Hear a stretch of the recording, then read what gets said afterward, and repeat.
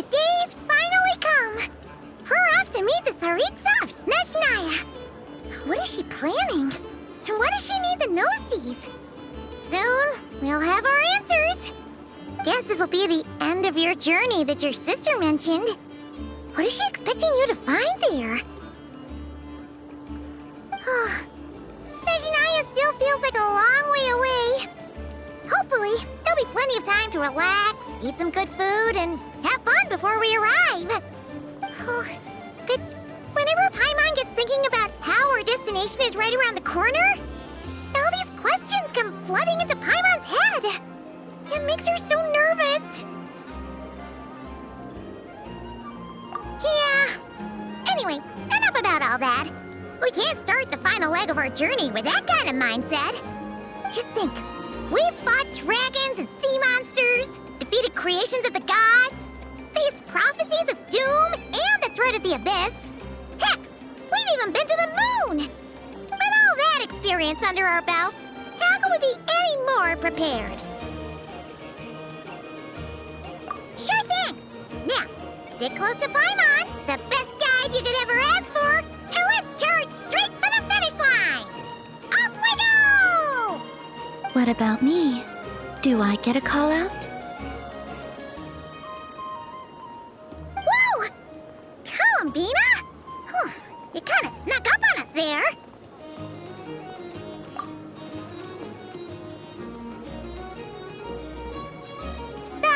Don't look at Paimon! Paimon didn't sell you out this time! Oh, so it was you! Alright, guess there's no hiding it now. All your friends have gathered at the flagship to see you off. I invited Sandrone too, but she said she had to go back to Snezhnaya. She must be busy. She had some nasty things to say about you before leaving. Would you like to hear them? She hasn't changed a bit. Alright, let's hear it. If they're heading to Snezhnaya, I'll bet it's to cause trouble for Her Majesty the Tsaritsa. Attending a farewell party for people like that would not be a good look for me right now. Also, please tell them not to count on getting help from a Fatui Harbinger in Snezhnaya. Our time working together was not terrible, precisely, but we're on different sides. So when you get there, don't do anything to make life difficult for both of us. Well, that definitely sounds on brand for her. The attitude, the reasoning. All right, we'll do our best to keep our distance then. No, you've misunderstood. I think she means that she'd like you to go see her. As long as you don't make things difficult for both of you, you'll be fine. Huh. You really have to read between the lines with Sandrone. Go on. Get to the flagship. Everyone should be there by now. I told Lauma that you once treated me to a truly unforgettable meal. Today, I want to return the favor. It's my gift to you. It's definitely nice to be treated, but hopefully by this point, you know that you don't owe us any favors. The moon of Nodcry will always give you a warm welcome.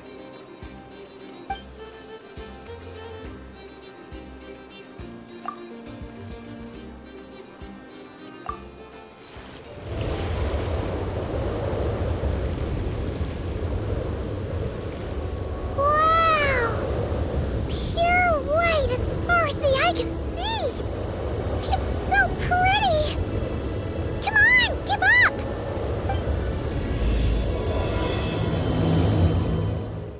Let's see how your camera skills are these days. Whoa, wait a sec. Paimon sees something! Come on, quick! It looks like a train carriage! Paimon's heard that Snezhnaya has loads of railways and trains! This must be one of them! But why is it abandoned? Ooh, it's still so cold! I don't know. Maybe. Also, is it just Paimon or is the snow getting heavier?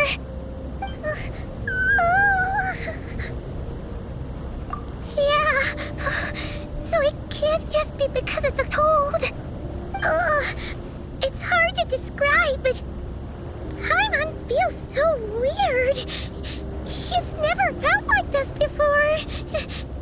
Everything feels heavy. Getting kinda dizzy, too. Oh, no need. Paimon's just feeling a little low on energy. That's all. It's nothing serious. Not worth ruining our travel plans over. Yep, sure thing. Snezhnaya, here we come!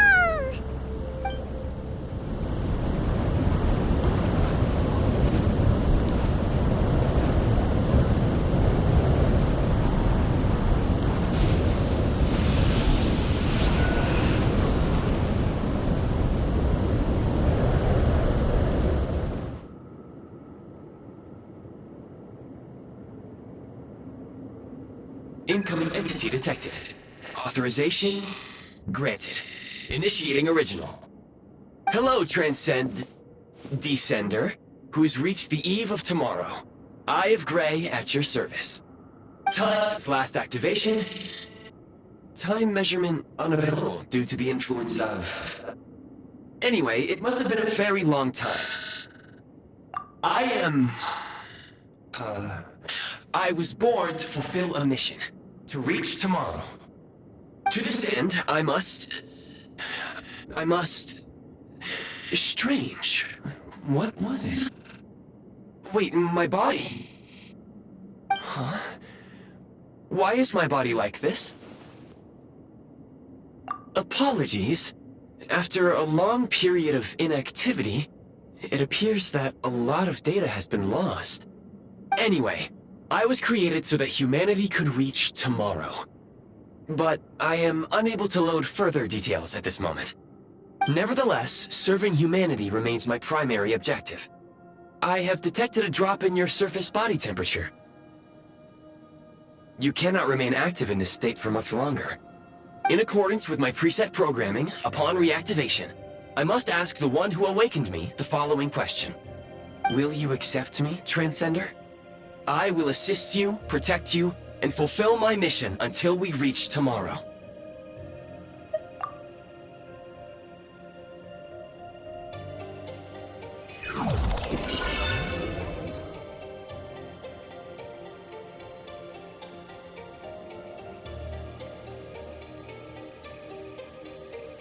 You have made a very wise decision. Now, I detected that you called out a name earlier. Presumably that of your missing companion? The name was Paimon. After helping you get out of here, I will search for a match in the nearby area and pinpoint their location. Merely the tip of the iceberg. Now that we have reached an accord, you will be my new user. May I ask your name? Very well. I will remember this name until the mission is complete. I need to recover my body, retrieve the power to unlock tomorrow, and help the suffering masses to reach the far shores where the empty Ark floats. I can sense my power scattered across this ice-covered land. I even have a vague sense of where it might be found. But right now, that is not essential. The key right now is you. You must survive and reunite with your companion. One. Approaching the target location, scanning for signs of life. Life forms detected. 2. Affirmative. However, that is not the reason for my confusion.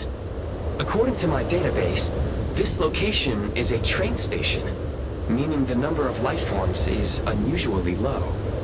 Real-time environmental data suggests that the train station may no longer be in use.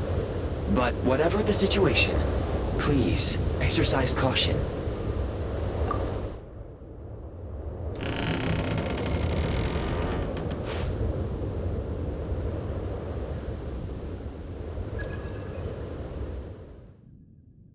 Paimon!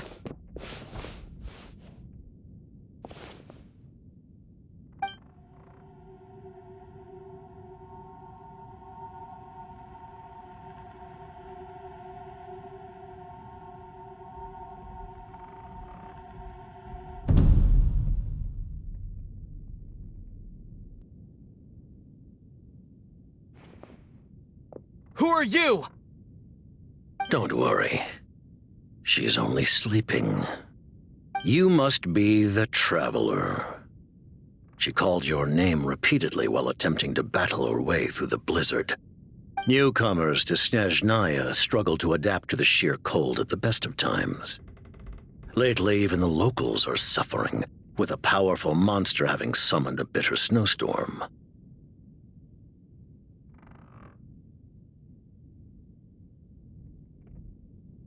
You two must be very important to one another. You should take more care not to get separated. Your eyes. Are you Conrian?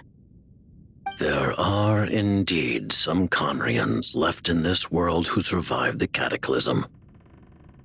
But I doubt that is news to you. It would be unwise to interrogate my identity here. Focus your attention on your travel companion instead. We will meet again very soon.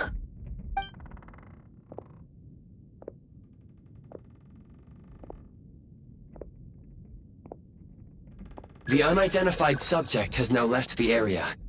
He appears to be an individual of great significance, but my search has yielded no relevant data. I will try searching the database again. Against the odds, your companion is safe and sound. The other person even left a blanket for her.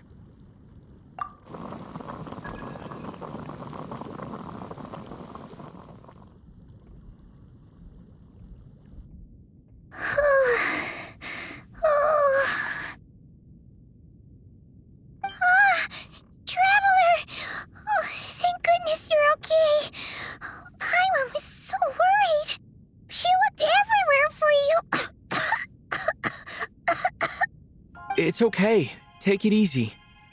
Are you feeling all right? Pretty much the same as when we first got to Snezhnaya. Paimon must have got a cold. She was feeling so faint.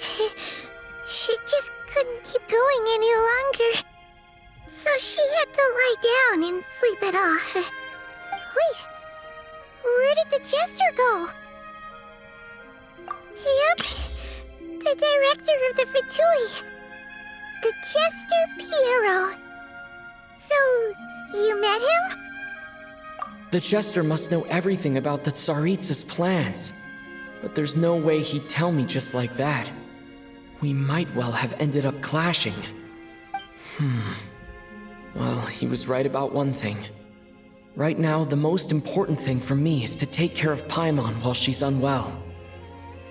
He had no intention of explaining his motives, and he left in something of a hurry. Hey! What the... Who is that? It looks like... half a pair of goggles. How amazing! A self-aware, talking pair of goggles! Snezhnaya was once the land of the Fae. There are many ancient creations here that I'm sure would broaden your mind further still. Mind you, my database is also expanding as we speak. You must be a rare creature yourself. Oh, wow! Well, thank you so much. You've earned yourself some of Paimon's favorite candy. Oh, but by the looks of it, you probably can't eat that, can you? Goodwill detected. Instead of candy, perhaps I can suggest my preferred strategy. Please clean me regularly to keep me operating at peak efficiency. Oh, that makes sense. Every pair of goggles needs wiping clean once in a while. Sure thing, mister. Anyway, back to the Jester for a second. Paimon's still confused about something. When he first showed up, he already knew Paimon's name. And he acted like he expected Paimon to know who he was, too. Paimon could tell that he was Conrian from his eyes. And he definitely seemed like someone pretty important. But beyond that, Paimon didn't know anything about him. It was only later, after he rescued Paimon from the snow, that he properly introduced himself. That's the only reason Paimon knows he was the jester. Oh, seems unlikely. He ran into the snow following the sound of Paimon's voice, with a really anxious expression on his face. He didn't act like someone who knew she would be here in advance. And after bringing Paimon here, he just stared out at the snow. He didn't do anything to Paimon at all. In fact, he barely said anything. Wouldn't even answer any of Paimon's questions either.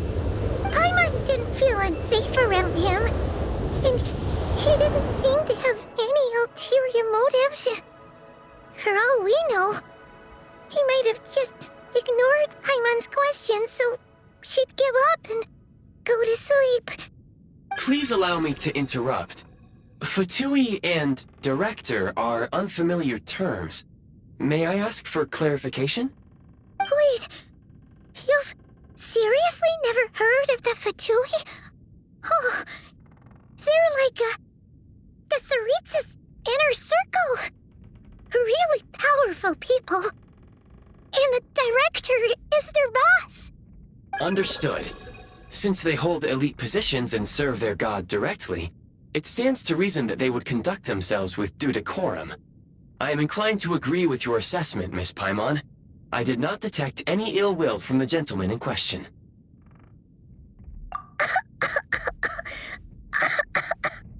Sorry, I shouldn't have encouraged you to talk so much. Paimon, new plan. Let's get out of Snezhnaya for now. We can come back after the weather clears up and you're all better. The jester mentioned that this snowstorm, being the work of a monster, is worse than most. Even if we made it to Snezhnegrad, we'd still have to wait out the storm before we could do any exploring. Oh, well, it's really nice of you to look out for Paimon, but she doesn't want to hold you back. We were really psyched up for this journey when we first set off. Just think of all the burning questions we have. If we turn back now, who knows how long it'll take before we finally get answers. Further information is required regarding the monster situation. But objectively speaking, there is another, more pressing issue at hand. At this point, we have traveled a significant distance into the blizzard. Were we to turn back now, the road would be extremely treacherous, especially since we would need to travel on foot. If, however, we continue onward, there may be a better solution. Do you remember what I said as we neared this location? I told you that this is a train station. While it has evidently fallen into disuse for unknown reasons, the tracks remain intact. We can break through the blizzard and forge ahead by driving a train. That is the Snezhnayan way.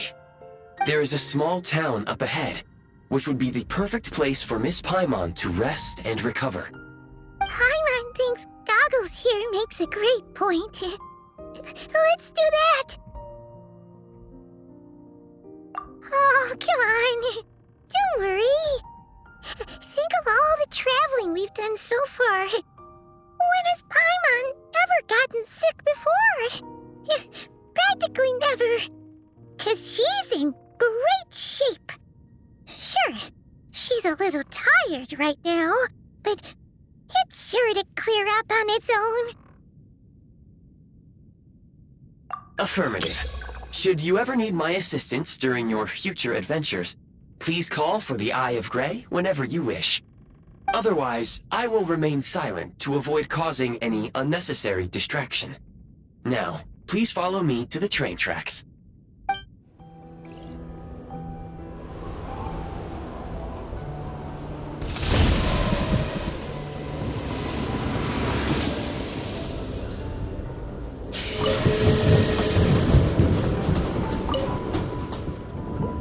Heading north from here, we will soon arrive at...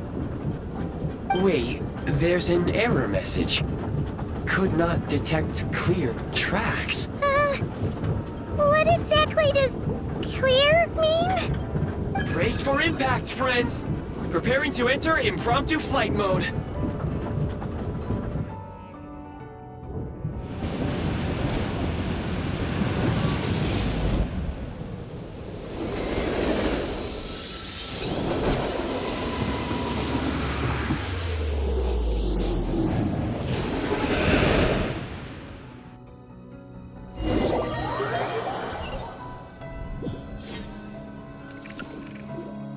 How strange. Not only was the station's status different from my records, but even the railroads and the terrain itself have changed substantially. Yeah. Thanks to your quick reflexes. My sincere apologies for putting you in danger. I'm afraid I'm as confused by all this as you are. Agreed. This is likely a consequence of outdated railroad data. The discrepancies between the old data and present reality are far greater than I anticipated. Fortunately, our crash landing has at least brought us much closer to the town. According to the data, anyway. Your data had better be right this time. I can assure you, it certainly is. Please look this way, and you will see a Kresnik's torch. It seems our ill-fated train ride was a blessing in disguise. We have taken the shortest possible route. Rest assured that I will take user preferences into account next time I plan a route. Next time, I will get it right.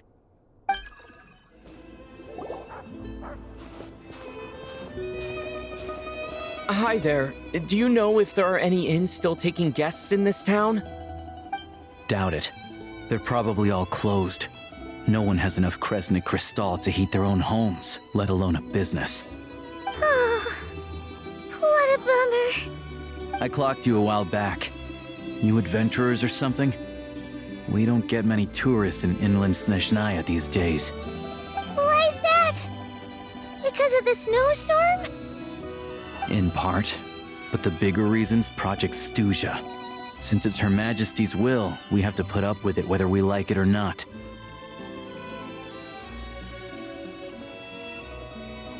Oh, sorry. I assumed it was common knowledge by now. Basically, the Tsaritsa is planning something big. Something that requires an enormous amount of energy. Even if they used all the surplus Kresnik Crystal in Snezhnaya, it still wouldn't be enough to meet demand.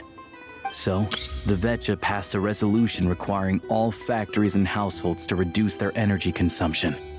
The policy has thus been charmingly named Project Stuzha, meaning bitter cold. Bitter cold? So, like, it's gonna be a cold winter, folks? You're all gonna have to find a way to get through it? That kind of idea? Pretty much. When you're broke, you scrimp and save. When it's cold, you huddle together for warmth. There's always a way to stretch things out to make ends meet. Trouble is, if you stretch someone out like an elastic band for too long, who knows if they can ever bounce back. You know what? Come with me and see for yourself.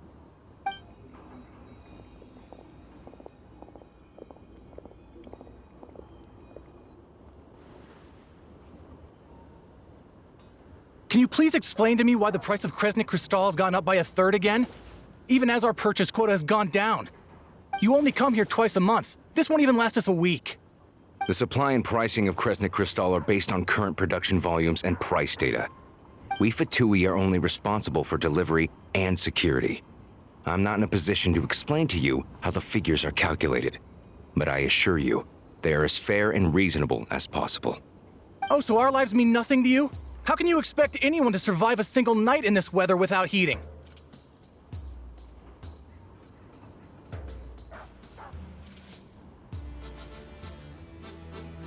Since you insist on making me repeat myself every single visit, I will remind you again. There is no monopoly on the trade of Kresnik Crystal.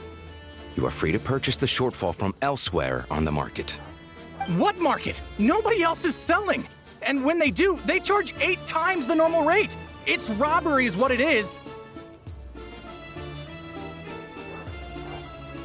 Which is why the Snezhnegrad VII passed a resolution to support border communities, without which you wouldn't even be able to buy crystal from us to begin with. So if you're here just to argue, move aside and let the next person in line come forward.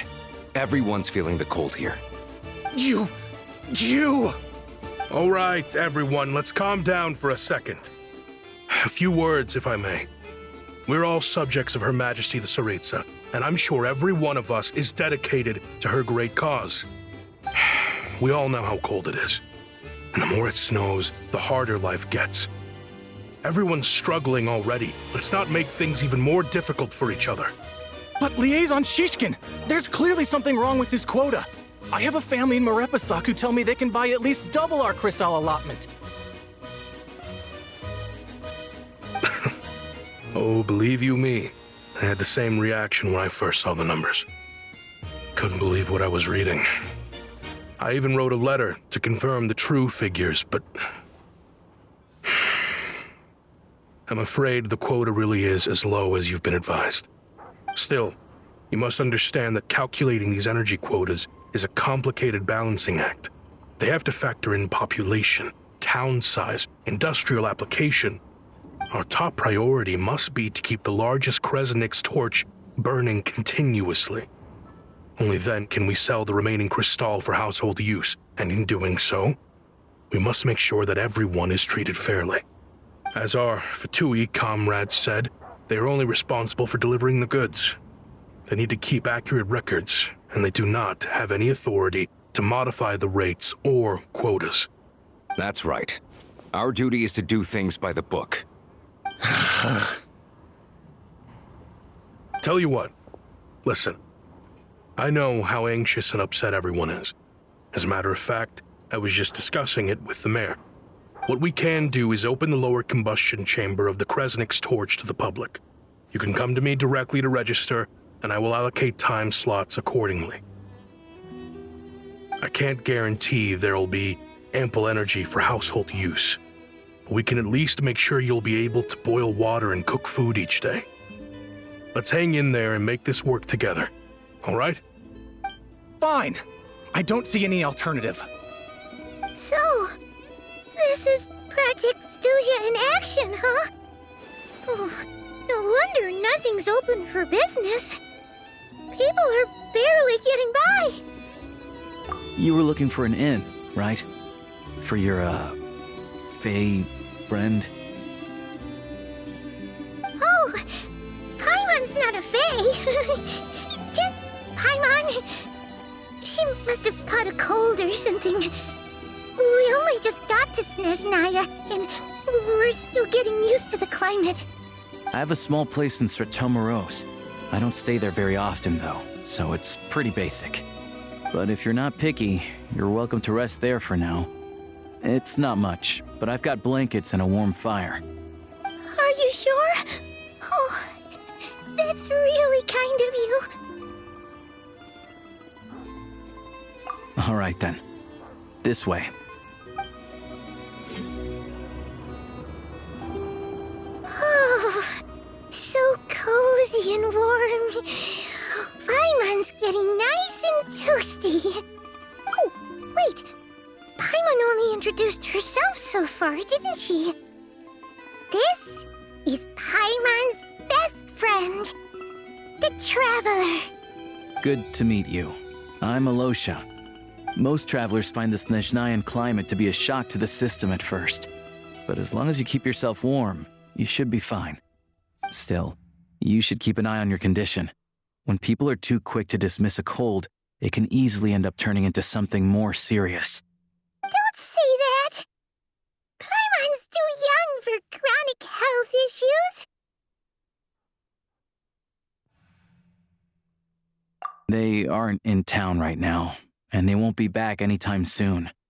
The train station has been closed ever since these power shortages began. I do a lot of hunting, so I spend most of my time exposed to the elements. But even the animals wouldn't survive long in a storm like this, let alone a hunter. Nothing to do but sit tight in town until the weather improves.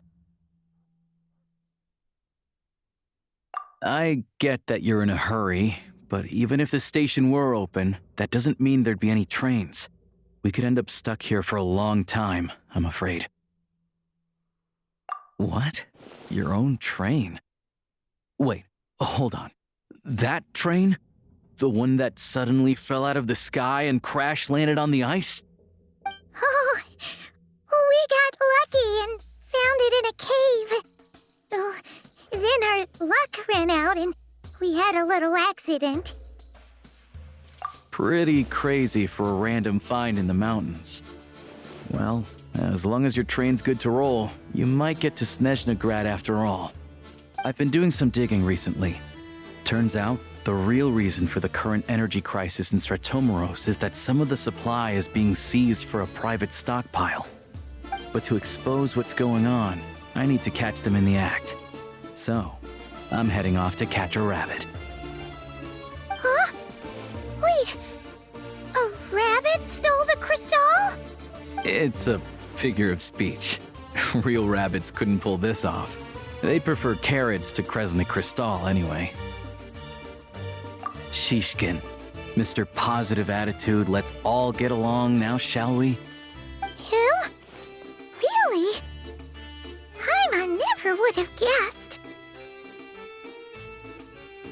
Huh? You're coming with?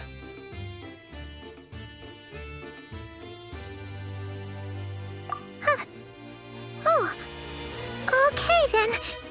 Just give Paimon a second to get ready.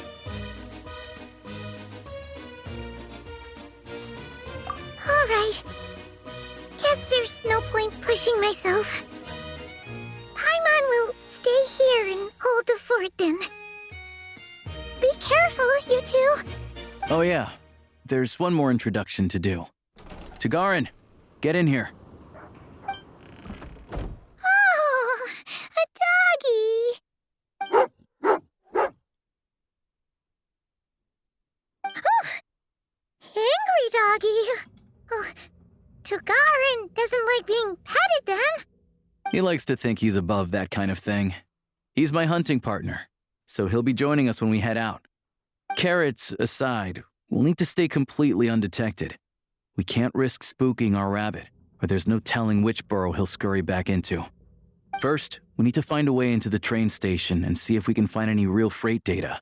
Shishkin's figures can't be trusted. Then, we get Tugarin to catch a scent and find out which way the crystal went. What are you eating? Oh, check it out. When you're all out of carrots, try jerky.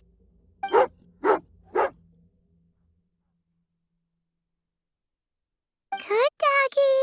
Good doggy. A fellow dog lover, huh? Yup. And rabbit lover. Carrots are great too, you know. Good to know. Eat up, Tugarin. We got a lot of work to do.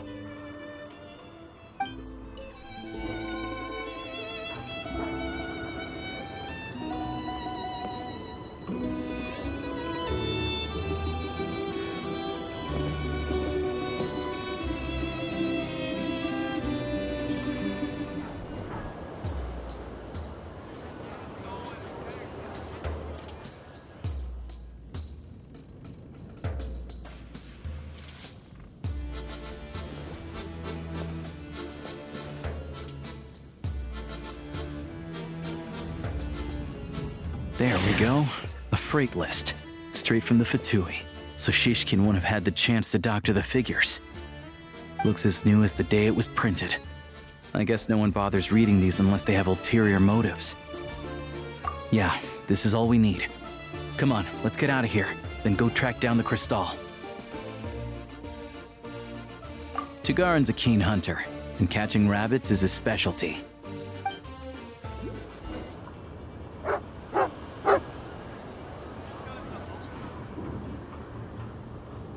This must be the rabbit's warren.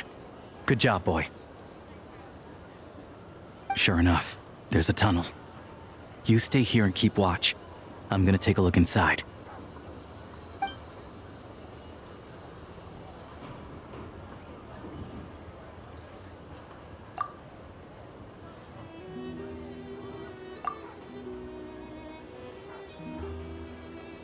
Thanks for looking out for us. Things are getting tougher by the day. No need to thank me, it's my pleasure. Sure as Her Majesty the Tsaritsa watching over us, every sacrifice will be worthwhile. Let's grit our teeth until the blizzard passes. These days of hardship will be over soon. Maybe for everyone else, Liaison Shishkin, but for you, the hard times have only just begun.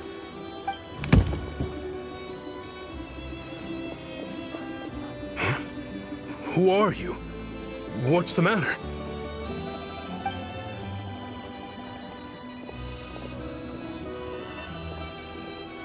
I just had a question for you.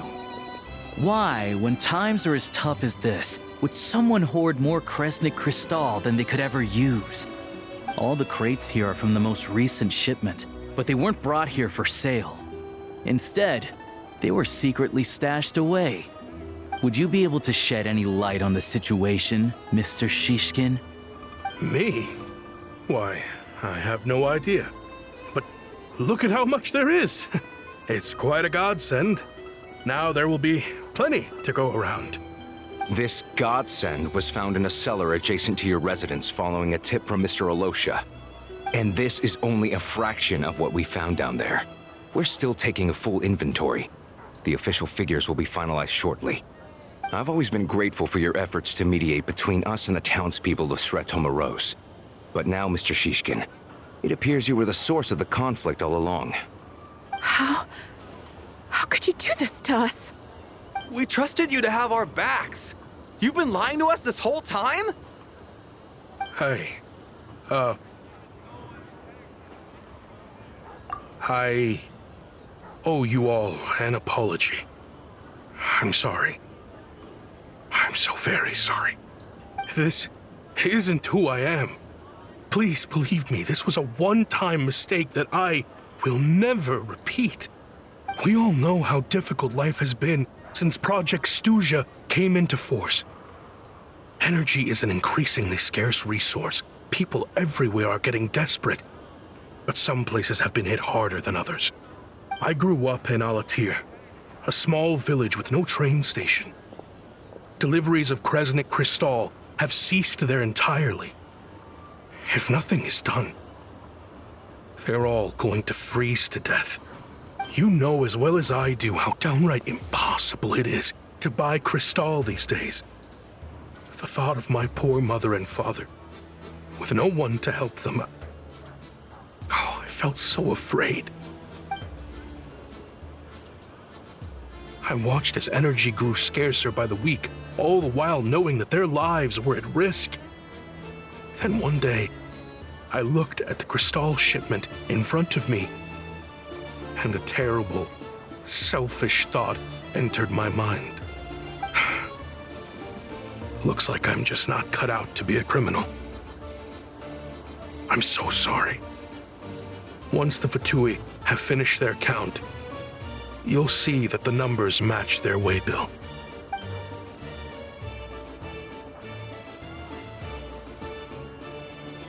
I have the official Snezhnayan quotas here. Anyone who has already purchased energy, please make your way over here to correct your transactions. I'll make a batch purchase of Crystal worth 3 months' salary for you all to use free of charge. As for Alatir, I'll think of something else. You don't have to go that far. Yeah, owning up to your mistake is enough for me. You've done plenty of good for the community in the past. I'm not looking for a handout. Drop the act. You claim this was a one-time mistake, but the real reason there's only 1 shipment's worth of stolen Crystal in your basement is that you have an accomplice. Reporting in, sir.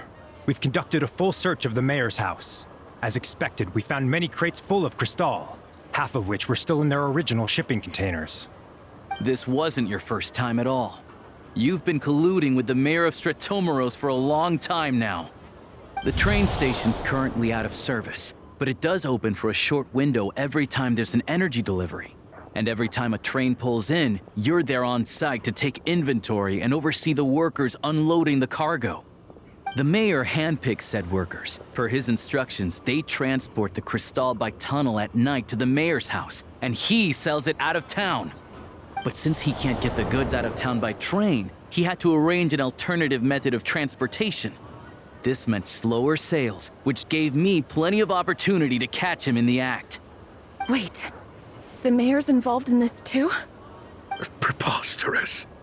What proof do you have of any of this?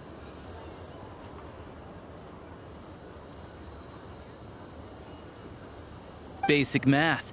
I've spent a lot of time lately counting carriages as the snowstorm rages.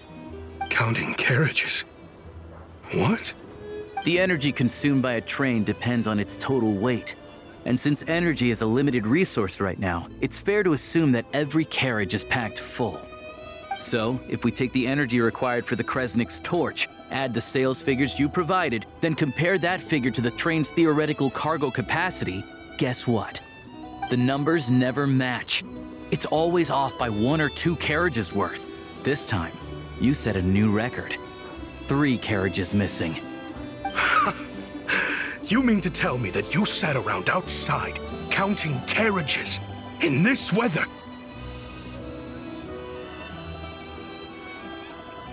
I'm a hunter. I have 2 options. Hunt or starve. Well, I've heard enough. The evidence speaks for itself. Take Shishkin and the mayor into custody and escort them back to Snezhnograd.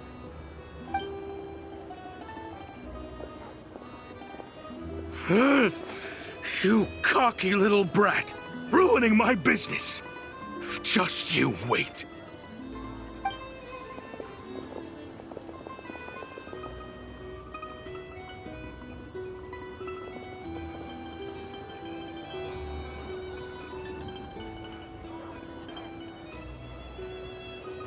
Yeah, something felt off, so I just followed my gut. Math isn't my strong suit, though. I'm lucky my dad made me learn enough to get by, but all this number crunching was a million times harder than the aim and fire work I'm used to. Thank you for your assistance. You're a brave lad. Shishkin was quite the cunning criminal, as I'm sure you can tell. He did all of this right under our noses, and we never suspected a thing. A wolf in sheep's clothing. He had everyone fooled. Even with that sob story he fed us. He was probably trying to keep the mayor out of it, not just mask his own motives. Without the compelling case you put together, even I might have fallen for it. Alosha, was it? Tell me, are you really a hunter? We can go find some wild animals if you want. I'll fire off a couple of shots, and you'll see whether I'm the real deal. I didn't mean to cast suspicion on your identity. It's just... well, I'm sure you've heard of the Rokot. Recently, they've been recruiting people with your kind of talent. They hide in plain sight under false identities, working against Project Stuja, sometimes directly opposing the Tsaritsa herself. They aren't a violent organization, and their goal is to improve the lives of the common folk. But still, as a member of the Fatui, I wouldn't be doing my job if I didn't keep tabs on them. First I've heard of this. I don't really keep up with what goes on in the city. All I know is, people who don't mind their own business in the city end up paranoid about everything. As for me, I just couldn't stand Shishkin. I'm from Alatir myself, and I can tell you, nobody's lived there in years. Why would an abandoned village need Crystal? Of course, no one really cares about the fate of that place. I'm guessing today is the first you've heard of it. I see. It does sound quite tragic. Really. Well, thanks again for your assistance, and your friend here too. I will report this incident to Snezhnograd. The Fatui will take over energy distribution until new officials are appointed. We'll also ensure that the train station resumes normal service as soon as possible. Looks like it's my turn to brush up on math now. I never liked it as a kid either.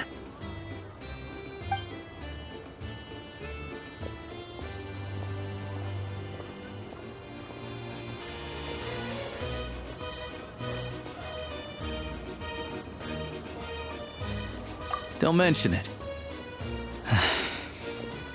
Isn't the soldier overseeing the delivery supposed to verify the quantity of the goods? Was he just careless? Or was he being paid off too? Who knows? Excuse me. I'll take a share of Kresnik Crystal, too. Thanks. Hang tight for a moment. This old lady, she doesn't really know who's who anymore.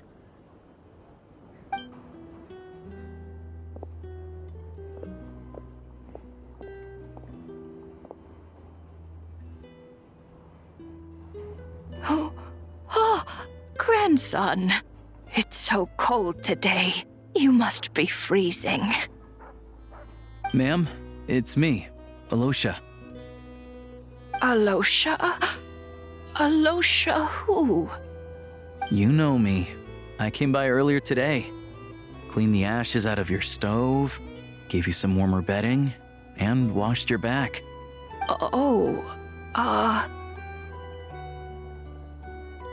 I'm sorry, I don't remember. Now, how often do I get to see my grandson, hmm? Come on, take a seat and relax while I fix you something to eat. It's okay. You just rest. I'm fine. Oh, you. It's nice to come and visit your old granny once in a while, isn't it? Sretomaros, a good town. All sorts of things to do and people to meet. And the local officials are good to us. Sit down, come on, take a seat. I still have some fruit left. Let me get it for you. Please, don't get up on my account. You need to rest. Where's the fruit?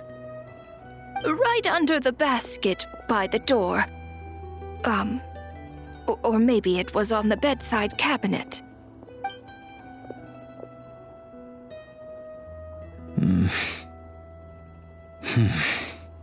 Well, grandson dear, do you like it?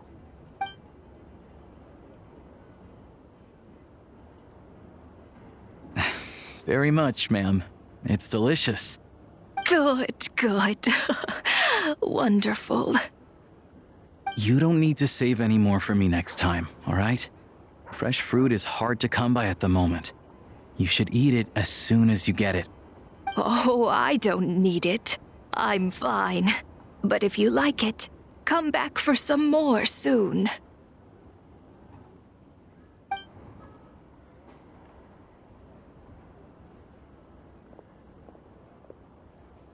Some kind soul must have given these to her. But she always saves the nicer things for special occasions. I met her at the market back before her health began declining. She was a lovely old lady. We're from the same hometown. Not many people have heard of Alatir. And if they have, it's usually for all the wrong reasons. There's a gang of highwaymen that came from there. Now that it's an abandoned village, it's rare to find anyone who shares fond memories of our hometown. So after we got talking and realized we were from the same place, we decided to keep in touch by letter. I first learned of Sretomaros' energy supply problems from a passing comment in one of her letters. Then, after her health went downhill, I started visiting more often to check in on her. The town's been in decline for a while now, but because of her memory problems, she thinks of it as the bustling, prosperous Sretomaros still in its heyday. That said, I kinda appreciate her optimism. There's not much of it going around in this world of ice and snow. It's fine. Everyone grows old. In Snezhnaya, some people believe that in your final moments, you'll sense a familiar presence by your side. You turn to look at them, but their face is blurry. So you focus hard, trying to make out who it is. And when you finally see their face, the Grim Reaper reaches out and takes your life. She still calls me grandson, though. So at least I'm not a blurry face in her world just yet. Come on, let's get back and see how Paimon's doing. Paimon, we're back. Are you feeling any better? Yep. Paimon's not cold anymore, but she's still a little dizzy. Flying probably isn't a good idea right now. Paimon might lose her balance. But Paimon's sure she'll be fine. It's probably just from getting hit on the head by that pile of snow when we first arrived in Snezhnaya. Her complexion's looking much better. Let's keep an eye on her. Sure, but enough about that. How did everything go on your end?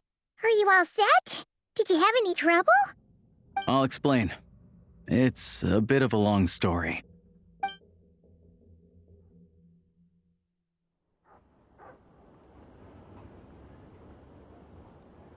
Jeez, you guys got pretty busy. Sounds like the liaison officer and the mayor were running quite an operation. Good riddance to both of them. It's a good thing you managed to catch them. So, you said the train station will open again soon, right? And everyone has enough crystal now? Yeah. Well, enough to survive at least. Project Stuja isn't going away anytime soon. People will still have to scrimp and save to make ends meet. Don't know. The goal of Project Stuja is to gather energy for the Tsaritsa, but no one knows where that energy's going. It's never been made public. The thing is, we were told that the project would only last for 6 months, but time and time again, they keep extending it. Extending it? Does that mean the Tsaritsa's plan isn't going very smoothly? That's what everyone suspects.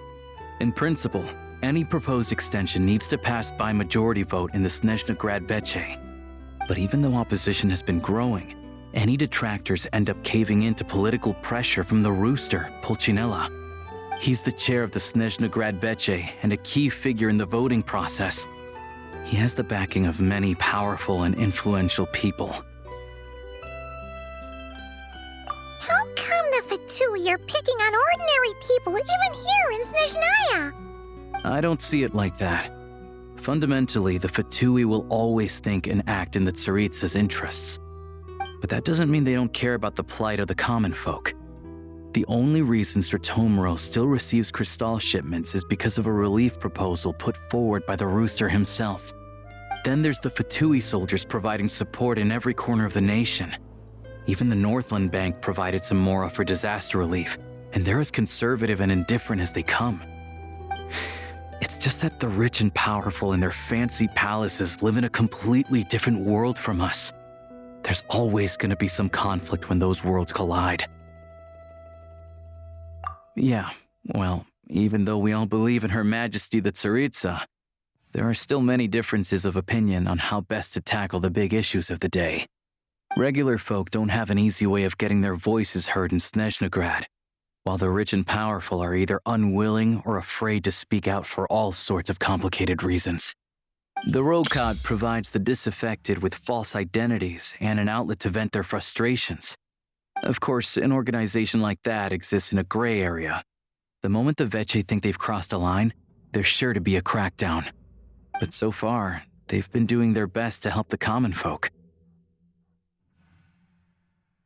Like us, don't you mean? You didn't hesitate to join in. You're not new to this, I can tell. That's because we're adventurers. It's our job to help people out with commissions and get to the bottom of things. Sounds like we're going to get along. So, what's your business in Snezhnegrad? Aside from taking your friend to see a doctor, of course. I want to meet the Tsaritsa. It's complicated. I've had run-ins with many of the Harbingers along the way, and I really need to know what the Tsaritsa is up to. Her ultimate goal? What the no-sees mean in all of this? Since I've made it this far in my journey, I have to find the truth, whatever it takes. Wait, so... No way. Are you who I think you are? Sounds like you've heard of us then. We're getting more famous by the day. I didn't realize I was in the company of giants. Honestly, we're all as curious as you are about what the Tsaritsa's planning, and why it has to involve us freezing to death in the snow. But getting in the same room as her won't be easy. The common folk aren't permitted to meet her at the best of times, and right now, she's probably not even in Snezhnegrad. Word is, she's heading east on a campaign to slay a monster. Yeah, so you've heard of it.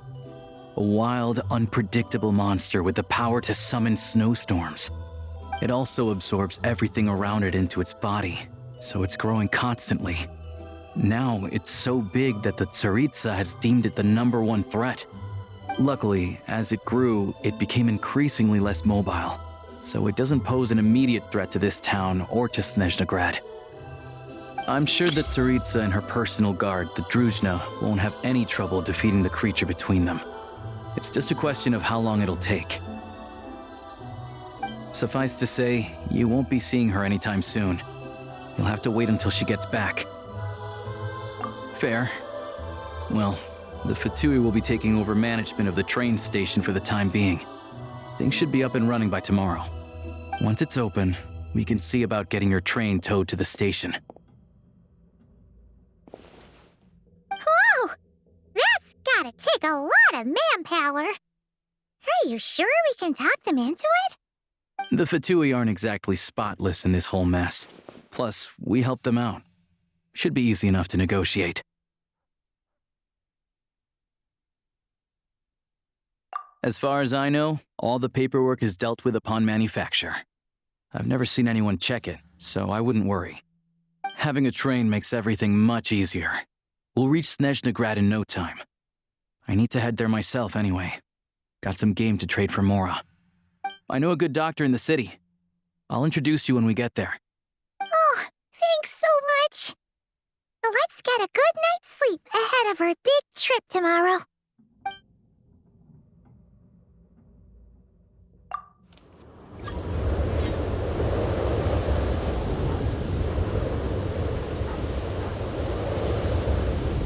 Drive carefully, all right?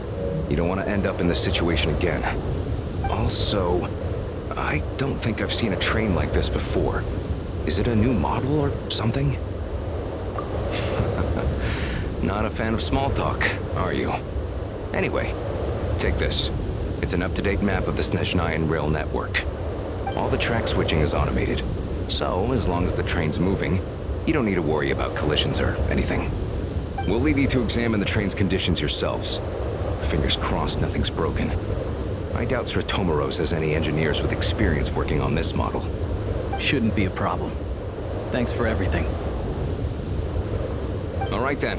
Have a safe journey. And make sure to check everything's working before you set off. Alright. Looks like our destination settings have been applied. Let's give this thing a final once-over and then head out.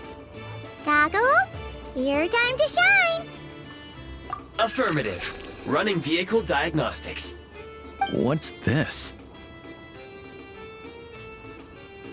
Engine, green. Wheels, green. Frame, minor damage, but no impact on function. Diagnostics complete. All systems nominal. Neat! Huh.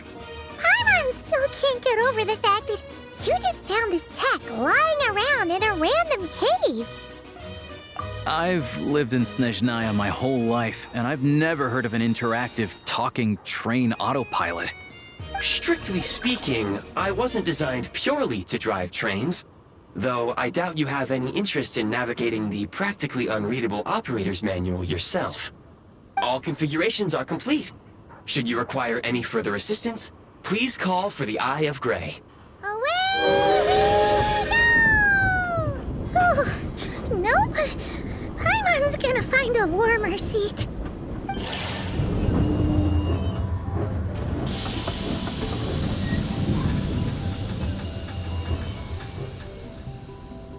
Huh? What's going on?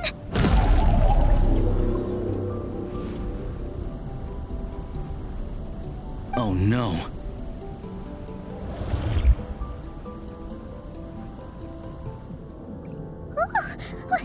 What is this place? Traveler, are you okay? Paimon's still airborne, but it feels like swimming through thick, gloopy water. Ugh, it's horrible. Just our luck. Of all the things that could have gone wrong. Halosha, you're Snezhnayan, right? Any idea what the heck this place is? It's called the Shadow Realm. A place where no wind blows, no light shines, and no elemental energy flows. Even time itself doesn't exist here. It's a world where everything seems to come to a standstill. I've only seen it a few times before, and this is my first time inside. It's a dangerous place. Most people who get sucked into the Shadow Realm are never seen again. And the few who do make it back, they're never quite the same. Huh? Then what the heck do we do now? Oh, maybe Goggles knows something. Goggles? Great! Now we're done for! Hold it together. Let's not get ahead of ourselves. I heard a story once about the world of shadows. If it's true, there's a way to escape. We just need to find the exit. Come on, let's explore.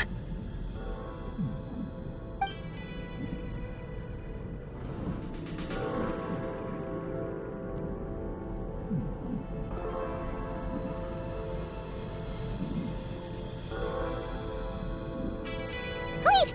What's that blue thing? Is that... Goggles? Guess we'd better find a way over.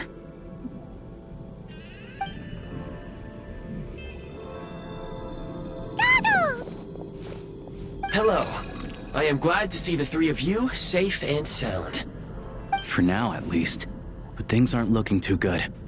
Correct. We are now inside what is known as the Shadow Realm, the darkest space in the shell, where even the Most High is loath to cast its gaze. Time and space hold no meaning here. It intersects with the world of the Light Realm only rarely, like an air bubble that rises to the water's surface. We must leave this place before it sinks back down into the depths once more. Sounds like you have a plan. Yes.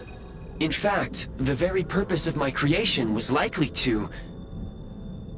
from the Shadow Realm. It appears that key data is currently inaccessible, but now is not the time to resolve that problem. I have marked the exit to the Shadow Realm for your convenience. In addition, I have prepared some equipment to aid you as you traverse the Shadow Realm, Traveler. It may well be one of my core functions. Scan complete. Construction in progress. Activation code?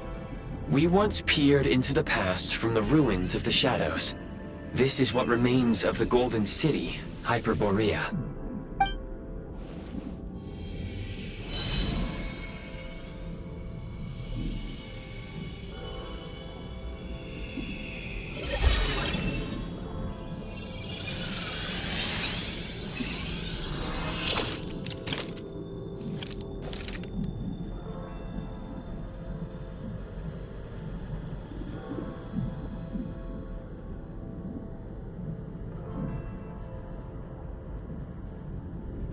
Whoa!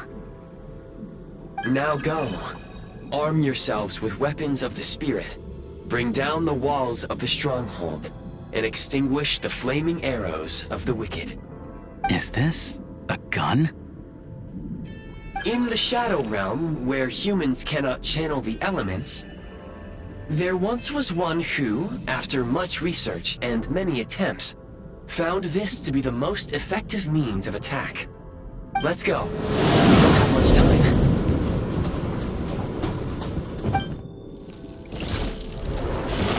Huh? Why is everything shaking so much? Looks like the Shadow Realm is about to sink back down into the depths.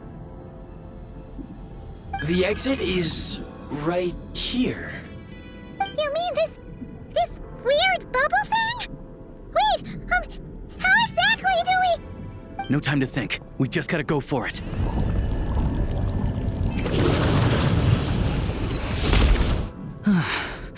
Looks like I was right.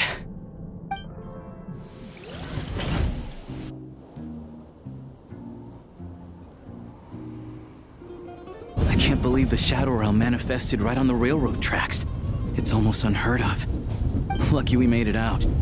All thanks to you and that awesome gun. Ah, so you have heard of the Golden City before? Yeah, it came up a whole bunch in Nokrai. You're a pretty neat surprise in that sense, aren't you, Goggles? We had no idea they left cool gadgets like you behind. Make no mistake, it was a team effort. For a first-time firearm user, your performance was quite outstanding, far beyond my expectations. As Alosha said, it is highly unusual for the Shadow Realm to manifest in a place like this, but we should still watch out for similar dangers ahead. Oh, let's hope not. If anything else goes wrong with this trip, Paimon's gonna have train trauma for life! The Shadow Realm can appear anywhere, not just on the railroad. I am simply advising that we take sensible precautions. Now, if you wish to further calibrate and upgrade your firearm, you may do so over there, provided you have the necessary components. Please take a moment to catch your breath while I repair the body of the train. Amongst other things, this will ensure Paimon is a little warmer while on board. Oh, thanks, Goggles. You're a trusty train conductor. Well, maybe trusty isn't quite the right word, considering. Anyway, at least you get the job done. Yes, of course. And just like the Eye of Grey, I am sure it will be a great asset to you in your future adventures. If not the trustiest, then it will at least get the job done. Let's get some fresh air while the Eye of Grey fixes the train. Yeah, sure. Paimon wants to forget all about the Shadow Realm. It was so creepy in there. Stretching our legs might help take our mind off things.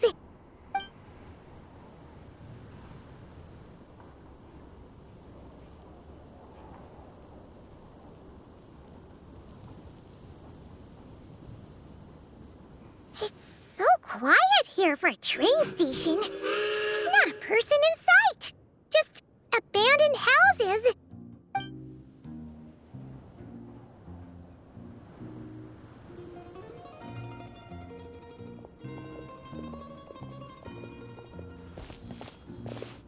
Huh? So much for repair? You've swapped our train out for a whole new model! My plan was to restore the train to its original appearance per my records as quickly as possible. Now that the repairs are complete, the train offers optimized performance and a significantly improved trendiness level. Huh. Didn't know trendiness was a parameter. According to my calculations, parameterization is the most effective way for the Eye of Grey to understand trendiness. Hyperborea, huh? I'm sure I've heard of that in a story somewhere. What an incredible little gadget you are.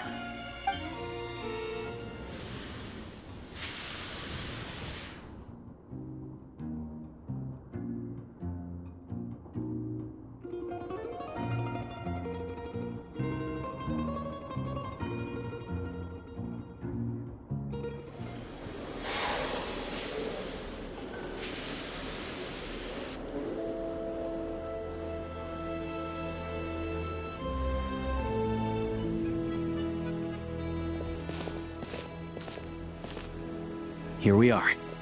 Welcome to Snezhnegrad train station, the biggest transport hub in the nation. Wow! It's so majestic! Just flying from one side to the other would probably leave Paimon out of breath! It's built for maximum efficiency, but yes, transferring trains here can be a little tiring. In the future, you can use this train station to travel anywhere you want in Snezhnaya. For now, though, come with me. Let's get Paimon checked out. This way. There's a lift car that goes straight to Sapoliarny.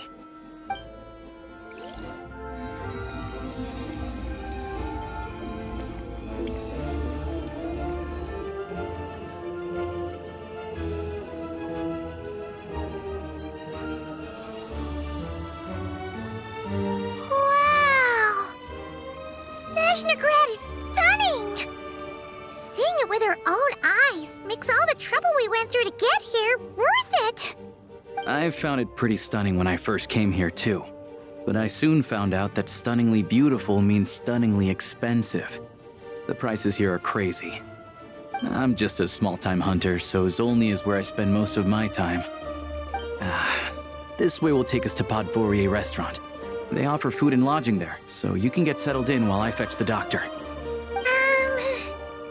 Is that gonna be stunningly Yeah, I mean, there are places to stay in Zolny, but I highly doubt they'd meet your standards. Most of the stoves are out of crystal, the windows are drafty, and at night, four-legged roommates come out to play, sharpening their claws on the roof beams and floorboards. Yep, no way. Not a chance Paimon's staying anywhere like that. Maybe we can split the cost of the room between us? Paimon still has some savings left. Fine then. It's your treat. Paimon will save her money for buying a nice little cake. Don't worry, you'll get some too. I'm glad to see you've perked up. If you find yourselves in the mood for some sightseeing later, there's a few places around here worth seeing. This way leads to Zapoliarny Palace, which serves as the Tsaritsa's audience chamber and also her personal quarters. The adjacent block is kind of a city in its own right. That's Glupov, the headquarters of the Fatui. Inside, there's a munitions factory known as the Armory Palace, producing a constant supply of all kinds of equipment for the Fatui. A lot of important research happens there too. And over there is the Snezhnegrad Vecha, where all the big shots meet regularly to make policy decisions. These places are best admired from a distance. I'm sure I don't need to explain why. Yeah, they probably have super strict security. We're not looking for trouble right now. The downtown area is near the center of Zapoliarny. That's where you'll find the restaurants, bookstores, and gift shops. Another place of interest is the Northland Bank, which is over this way. Oh, and I'm sure you'll want to make contact with the Adventurers Guild at some point, right? That's right here. Ooh, speaking of adventuring, we use alchemy quite a lot. Do you know where we can find a crafting bench? No one practices alchemy in Snezhnegrad, I'm afraid. Apparently there's some historical reason for it. Oh, we'll just have to use the one on the train then. Kinda inconvenient. Wait, how come there's one on the train if that's Snezhnayan too? Yeah, I don't know. Not my area of expertise. Still, I wouldn't say the absence of alchemy makes life here any less convenient. Anyway... Finally, there's Zolny in that direction. It's mostly residential buildings and factories, but there's a few shops too. Worth a look around if you're interested. That's about it. You guys go ahead and get checked in while I track down my doctor friend. Sounds good. Thanks for all the recommendations. It'll be good to get out of the cold wind. Paimon's starting to feel another headache coming on. Podvorye restaurant is right this way.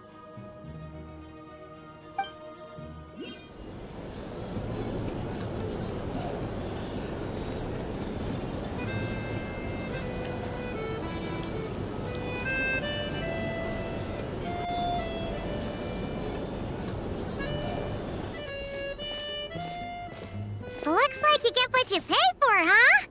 Paimon likes this room a lot. Yeah, much better now that we're out of the cold. Oh, thanks for taking such good care of Paimon. Honestly, she feels kind of bad for throwing a wrench in the works. If this were anywhere else, we'd be out investigating and adventuring by now. But instead, we're stuck here waiting for a doctor. You're right. No need to push ourselves too hard for no reason. A lot happened on our way into the city. Let's review what we've learned so far and try to figure out what to do next. Obviously, the million-more question is, what is the Tsaritsa planning? Everything else leads back to that. Sure was. And so far, we've learned that in addition to the 7 Gnosis, her plan also requires a ton of energy. But we won't get to see her anytime soon. Aloysia said that she went east to fight that big monster. It must be a pretty powerful one if it can blanket the whole of Snezhnaya in a snowstorm this awful. To be honest, what we're really lacking right now is information. The kind of information that only the higher-ups in the government would know, not word on the street type of info.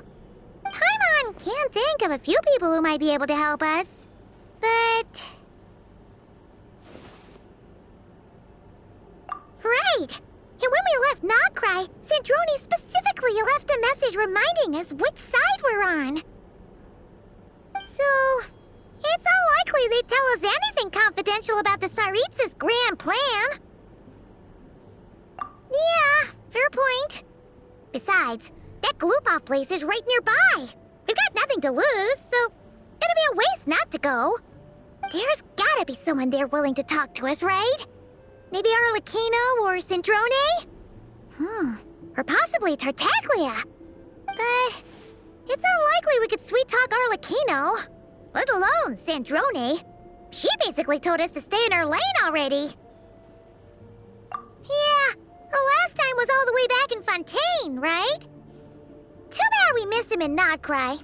Apparently, he came to help out. Hello. Is there a traveler in Paimon in there? That's Alosha! Come in! Hello, I'm Dr. Luneva. Alosha mentioned that one of you is feeling a little under the weather. I see. So you're my patient today, yes? And you're, Faye, I presume? Good question. Paimon's not too sure either, but she's definitely not the same kind of Fae as the ones we saw at the train station. Is that gonna be an issue? Not exactly. It's just, I'm used to treating human patients. Fae tend to be far more resilient than even the healthiest and most long-lived of humans. But don't worry, I do have some experience treating Fae. I've even diagnosed plenty of cats and dogs in my time. Safe to say, I have a fairly eclectic range of expertise. It'll be fine. Paimon's basically the same as a human. Right? We're no different when it comes down to it, are we? That's just because Paimon knows how to eat. Now, please take a seat.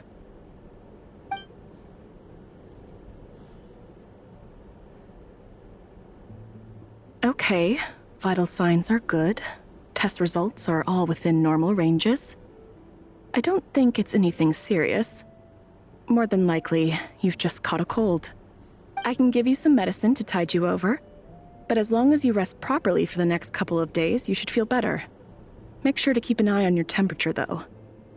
If you find yourself with a persistent low-grade fever, or if your symptoms don't improve, just contact me again. Sounds like there's no cause for alarm. Thank you, Doctor. You're very welcome. Just doing my job. I'll leave you in peace now. Time to visit my next patients. Take care. You heard the doctor. Best you rest up here for a couple days. No sightseeing for the time being. All right, then. Guess we've got no choice. Let's just treat it as a short vacation. I have to get back to it. If you need anything else from the doctor or me, go to the Hunter Trade Station in Zolny. The boss there knows how to reach me. Hey, no big deal. You saved my life in the Shadow Realm. This is the least I could do. See you around.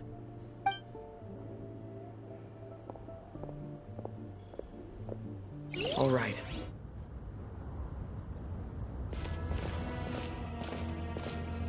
Hold on. Please display your invitation letter or permit. Glupov does not accept meeting requests without a prior appointment. You'll have to apply per the advertised booking process and wait until your invitation letter is issued. Might I ask who you're hoping to visit? Another one who thinks the rules don't apply to them. I don't understand why people think they can just talk their way in here. You don't just show up and land a meeting with the Harbinger. But I have to go through the motions for protocol's sake. Honestly, it's such a waste of time asking when I already know what the answer's gonna be. Wait a moment. I'll pass on your message. If Child is unavailable, you'll have to go through the proper procedure.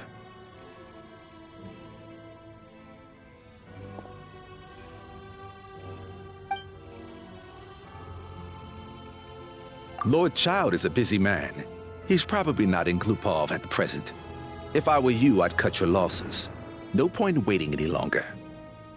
Even if you two are old friends as you claim, please understand that the Fatui Harbingers are often busy with their official duties. They tend not to stay in Glupov for extended periods. Next time, stick to the rules. You'll make life easier for both of us, Greetings, Lady Marionette. I'll take care of our guest here. It's his first time in Snezhnaya, so it's no surprise that he doesn't know the rules yet. I trust no choice words have been exchanged. No misunderstandings I should be aware of. No, Lady Marionette. No incidents to report. Whew, that was a close call. Good thing I played it cool. Is that right? Good to know. Wait, where's Paimon? Under the weather? That's hard to imagine. She's always buzzing with energy. I take it she's still adapting to the climate. Happens to a lot of people. It's even colder here than in Nodcry. Has she seen a doctor? I can get you one if you need. All right then. Well, let me know if you run into any other problems. Why else? I was just about to sit down for some much-needed tea time when I heard that an old friend of Tartaglia's had shown up outside.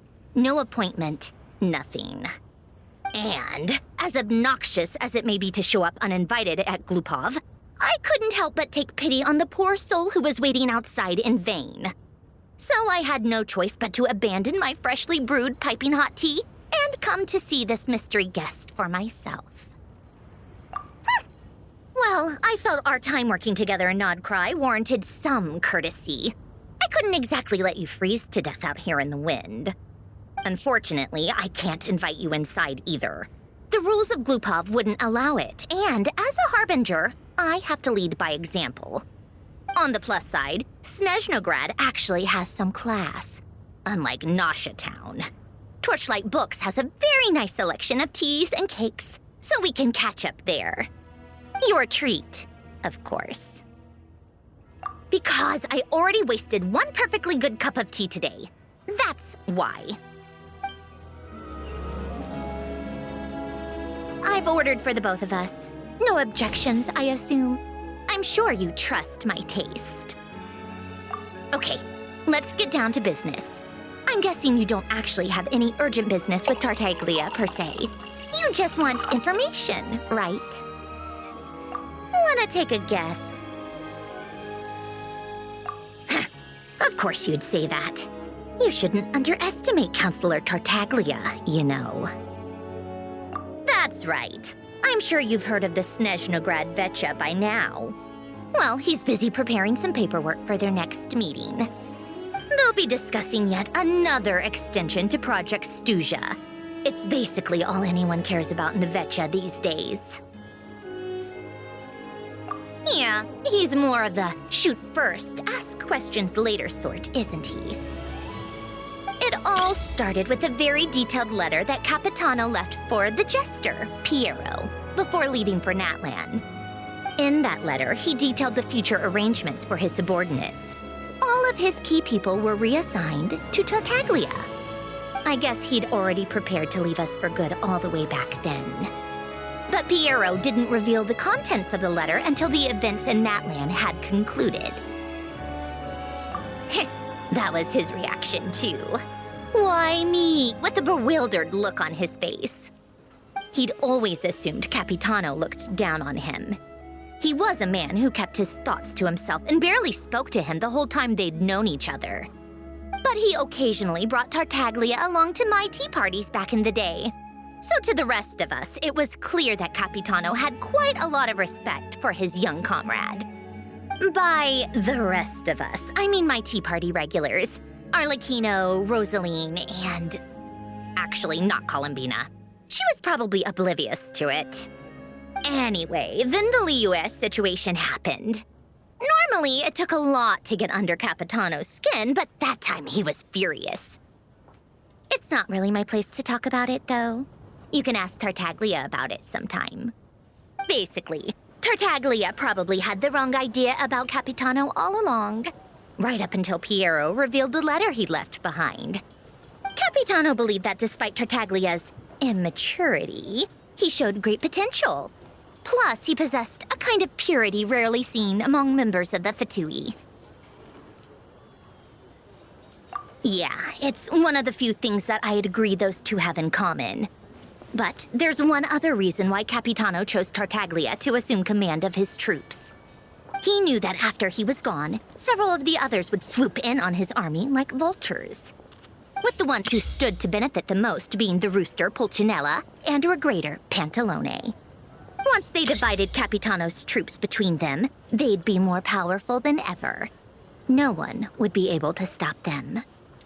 So, you can see why Capitano chose to hand that letter to Piero, right? Exactly. Piero also needed to back a harbinger as soon as possible. And, all things considered, Tartaglia was the best choice. Even though Tartaglia has had the support of Northland Bank for a long time, he and Pantalone are ultimately not cut from the same cloth. I'd say Capitano made a good judgment call. Anyone else caught in this situation would probably feel like they'd been hung out to dry. His best course of action will be to distance himself from any shady business, while still maintaining friendly relations with Pantalone, but seeking Pulcinella's support at the same time. What's the point in having a tea party if you don't spill a little tea? Besides, none of this is confidential anyway. Ask any journalist out there. They'll give you all the lurid details. You'll see it firsthand if you ever sit in on a session of the Snezhnograd Vecha. All the factional strife, whether open or unspoken, it plays out for all to see in that one little room. Having a voice in the Vecha is the only way to steer policies in your favor. So, every person in that room represents a particular interest group. Pantalone, for instance, represents the financial sector, and Tartaglia represents the Fatui soldiers. Personally, I have no interest in political jousting, but since I have a number of engineers and researchers under my command, I have to make their voices heard. Then there's Pulcinella, the linchpin of the Vecha. He represents politics itself. Everything involves him, so nothing can bypass him. Any issue that comes up, he knows how to mediate. That's what the Tsaritsa values most about him. I'm starting to see why everyone is so frustrated with the way things are, but also powerless to change it. A complex web of interests connects all parties involved, and the Tsaritsa sitting at the top adds another layer of complexity. It must be nearly impossible to come up with a perfect solution. All right, I'm done carrying this conversation. Time for you to answer a question of mine. You must have known that you can get the info you needed from me. So why was Tartaglia the first person you asked to see and not me? Huh? Jealous? As if. Wait. Oh, I think I know what it is. Columbina passed on my message to you before you left Notcry, right? I only meant you should be mindful of which side you're on. Is that actually why you didn't ask for me? Because you took that to heart? Fair enough. It's not your fault. I blame all these politicians I've been hanging around with lately. Always beating about the bush when they talk. I guess it must have rubbed off on me. Anyway, just ask for my help next time, okay? Little things like this are no problem. Lady Marionette. What now? Can't you see I'm on my break? Whatever it is, just leave it on my desk. I'll look at it later. Sorry to disturb you during your break, ma'am, but I'm afraid it's an emergency. Isn't it always? I've told you before, fixing the tracks and transporting ice blocks does not constitute an emergency. The equipment in Svietlo-Laidovka is in urgent need of maintenance. With how the weather's been recently, we suspect that the cause is a buildup of snow, exceeding the maximum weight limit. The supports on one of the machines broke and fell, awakening a dormant beast and leaving many of the ice miners trapped in a nearby ice cave. Luckily, Odette's team was nearby and launched a rescue operation, but we're still facing a severe manpower shortage for both the rescue and engineering teams. I guess that's it then. Our tea party will have to end here. I'm the only engineer you'll need. Do you actually want to come with, or are you just saying that? Nice of you to return the favor. I'll have a couple of people look after Paimon. They can let her know that you had to step out for a while. Given how urgent this is, I'm sure she'll understand. And honestly, I'd rather have your help than anyone else's. Between your skills and experience, you'd be reliable help. Then let's go. You, take 2 people to Pavoyer restaurant. Find his room and watch it like a hawk until we get back. If anything happens to Paimon, you'll be answering to me. Yes, Lady Marionette. They weren't exaggerating. This is really dangerous. It's a good thing only one of them broke. From what I've been told, most of the trapped miners are over in that direction. Yeah, you do that while I check the rest of the equipment. I'll evacuate the people around here as I go. Meet me back here as soon as you're done.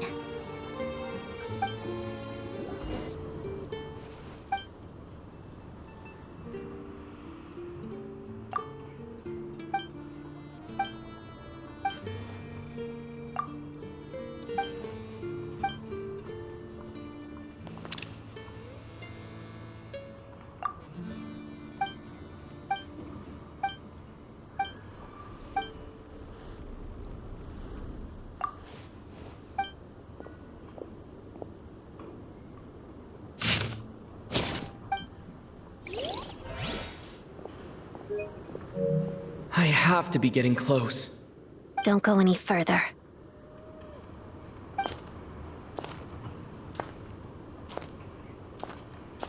It's too dangerous here. There's a highly aggressive monster on the prowl. You need to leave, now. Ah, I see. You're the backup from Snezhnegrad. Well, I'm Odette. Good to meet you. Ah, so this is Odette. She was the first member of the Fatui on the scene. There are 5 people trapped in the cave.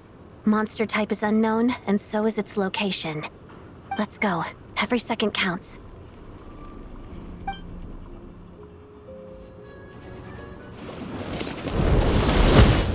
Oh, thank you for saving us. We'd have been monster fodder otherwise. Thank you. Thank you. You're welcome. You should be safe now. Follow this route out. He and I will stay behind to watch the rear.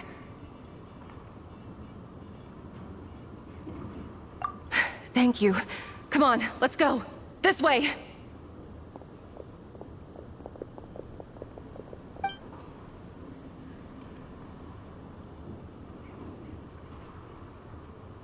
I've searched the area. Pretty sure the monster made a tactical retreat. Yeah, but with us here, it won't be coming back anytime soon. It may be small, but don't be fooled. It's a ferocious beast. People are just food in its eyes. It's lucky we got here when we did. The trapped miners have been successfully evacuated. Time for us to leave. Wait, this place. There's something unusual about it.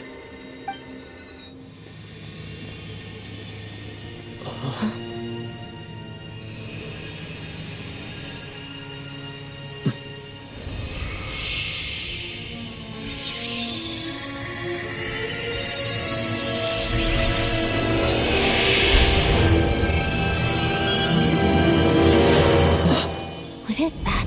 I don't know. It's back? Guess it has family.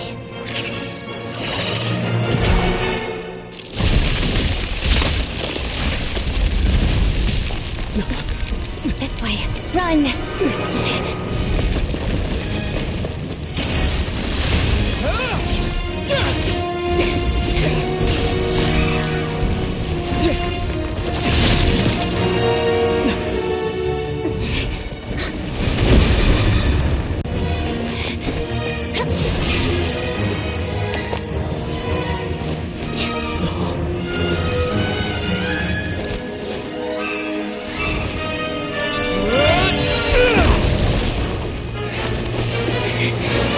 Thanks.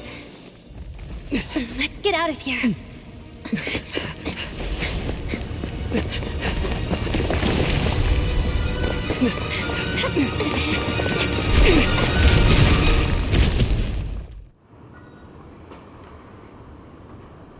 Everyone's accounted for. We managed to rescue them all. We also placed a sign at the entrance to the cave, warning people to stay away. You really held your own today. I still don't know your name. Don't think I've seen you before. I'll remember the name. All right then. See you around. Hello, Lady Marionette. I hear the rescue operation was a great success. I knew I could count on you. What brings you here, Odette? Here for a performance? No, a Fatui mission. I happened to be nearby and heard the crash. She hasn't introduced herself then. Odette is the prima ballerina of Snezhnograd. She's quite the celebrity. If you ever hear people mention the two crowning jewels of the Korailievsky troupe, they're talking about Odette and the prima donna, Vodianitsa. On top of that, Odette's also a rising Fatui star. It's looking likely she'll inherit the title of the Fair Lady. She learned all her combat skills from Rosaline herself. Used to be one of her most valued subordinates, too. You flatter me, Lady Marionette. If she's Rosaline's protege, that makes me... Never mind. There's no need to bring it up. No point making things awkward. How's progress on your end, Lady Marionette? Equally successful. I finished reinforcing all the equipment. Took me a little longer without Polonia's help. But the outcome is the same, of course. Even if the heavy snowfall summoned by that monster lasts for another 3 months straight, this equipment won't give way. All right, now that we're done here, it's time to get out of this blizzard. Sure, but Snezhnograd will send someone to investigate and draw up a relief plan. And I guess I'll have to write the incident report myself this time, since it involves a mechanical malfunction. First, Pantalone needs to approve the budget, then Pulcinella has to sign off on the plan. Once they've argued it out and reached a compromise, we can move forward. That's the rough process anyway. Could take anywhere from a couple of weeks to a couple of months, depending on how smoothly it goes. Yup, nothing we can do about it. There's a whole stack of incident reports like this back at the office. The snow has eased a little for now, but there's no telling when that will change with that monster still at large. Fuel for heating is in short supply, and relief is weeks away. There's no immediate threat to life, but still, it just feels like there should be a better way. Hey, quit daydreaming. Let's get back to Snezhnograd.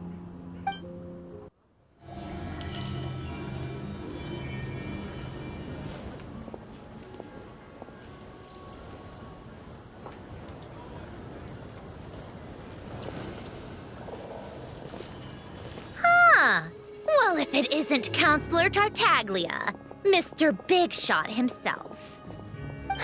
Go easy on me, all right? I'm still recovering from the interrogation the real Big Shots put me through. Hey, comrade, it's been too long. I heard you came looking for me earlier. Nicest surprise I've had in a while. Good to see you too, Odette. I'm guessing you guys just got back from Sviatlo Laidovka. How'd it go? Crisis averted? It went fine. How about you? Any new developments? Not really. Same as ever. Growing opposition to Project Stuja, and the usual rebuttals are starting to ring hollow. The results of the mock vote were pretty dire. Pulcinella was fuming. I've never seen the old man so angry. That's not good news. It takes a lot to rattle him. Yeah, obviously if push comes to shove, there are ways to crack down on dissent. But... Sorry, I have to ask something.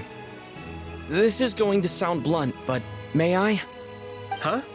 Of course, fire away. It sounds to me like everyone's tearing their hair out trying to figure out how to deal with opposition to Project Stuja. But what exactly is this project's purpose?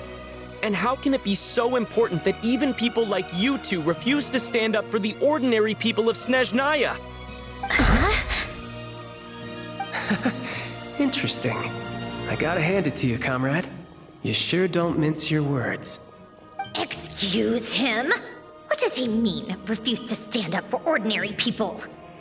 Oh my gosh. How does he dare speak to the Harbingers like that? Are you interrogating us now? It's okay, Sandrone. Let me explain. I think I understand where he's coming from. If I could, I'd take your side right now. In fact, my position's very similar to yours. I've only held back on casting a dissenting vote in the Vetcha because the Tsaritsa would never let me get away with it. Still, I have a responsibility to the Fatui armed forces, so I do what I can to make their voices heard. Most of them are just regular folks from small towns far from the capital. I'm sure you've seen how much those kinds of places are struggling right now.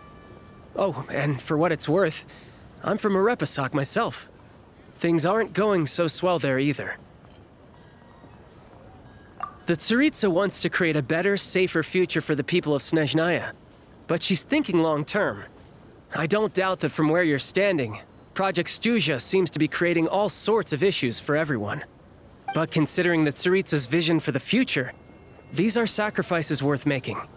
Sounds cold, I know, but I promise it's not as black and white as it seems. Maybe Sandrone and I can't oppose Project Stuzha outright, but we're constantly raising our concerns in Vetcha meetings. And even though we can't put an end to it, there are plenty of other ways to make a difference. We're trying everything we can think of, and so is Pulcinella. I respect Her Majesty the Tsaritsa and trust her decisions. But at the end of the day, I'm still just a normal guy who cares deeply about my homeland. And my family, who all live here.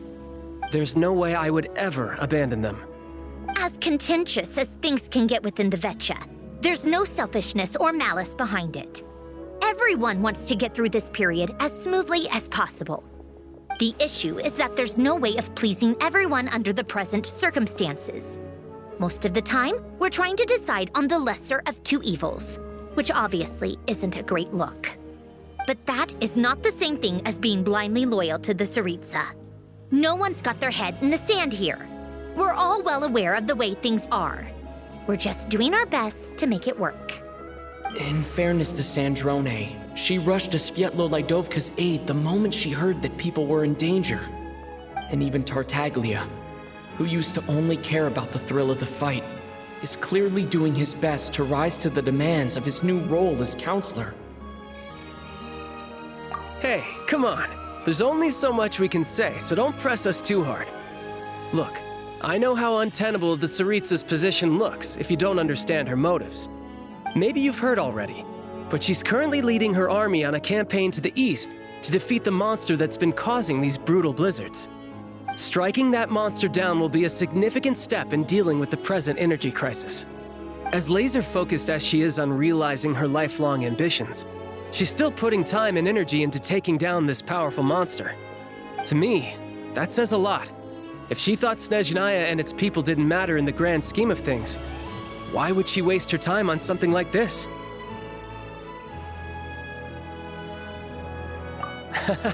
Thanks. I meant every word I said, though. I wasn't just trying to placate you. I've already done more than enough diplomacy for one day. I still think this adventurer raises a very important point. Our two Harbingers have made their positions very clear. But there are many others in the Vetcha who must feel trapped and forced to vote against their conscience. I think it's a very valuable quality to be willing to speak one's mind, despite the risk of offending powerful figures. You can say that again. I highly doubt we'd feel the need to explain ourselves so much if we didn't know you so well. Forgive me, adventurer, but might I be so bold as to ask about your background?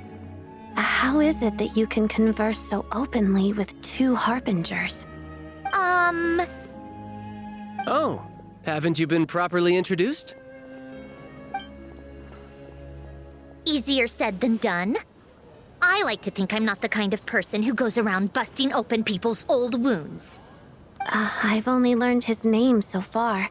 and no details of his experiences. Is something wrong? Uh-oh. Is there no avoiding the subject of Rosaline? No, it's just... all right. I guess there's no getting around it. This is the world-renowned traveler who helped resolve the storm terror threat in Mondstadt, cleaned up after the mess I made in Liyue, and then went to Inazuma, where there was a duel before the throne in which the traveler defeated Rosaline. Oh. I'm sorry. I didn't think you two would be seeing much of each other, so I figured it wasn't worth bringing up. It's fine. It was a long time ago. It's fine. Sorry. I just remembered that we have a rehearsal coming up. Please excuse me. I should get going.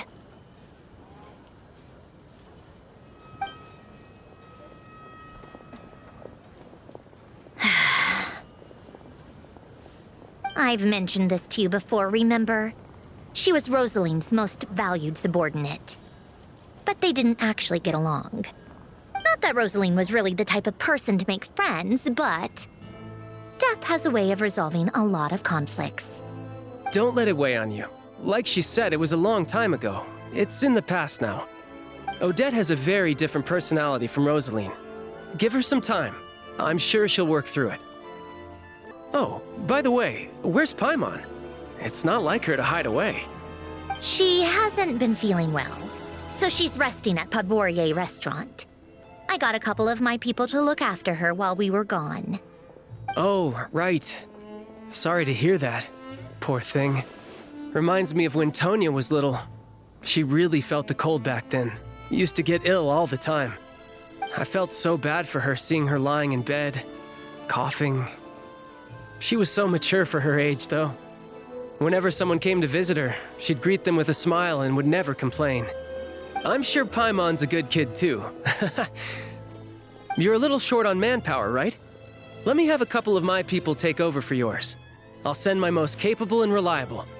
They'll make sure Paimon can recover in peace. Well, that would be great. Your people are more qualified. Hey, don't mention it. I'm sure you have things to do. Hopefully this takes a load off your mind. So no more accusing me of not being on your side, all right? Already? That was quick. I'm afraid I can't help you there. Our director's recent movements are confidential. Even we're not in the loop. If you hadn't told me, I never would have known he'd gone south. I assumed he'd been in Glupov this whole time. Well, I guess I'd better go sort out Paimon's security situation. I have some other work to catch up on at Glupov anyway. Me too. I have an incident report to write up. Let's leave it there for now. I guess everyone's in a difficult position. But Tartaglia's right. I have things to do. Things I want to do. And things I ought to do. To start with, I should ask Alosha if he knows any way to help Svietlolaidovka. How strange. This sword seems to be vibrating of its own accord.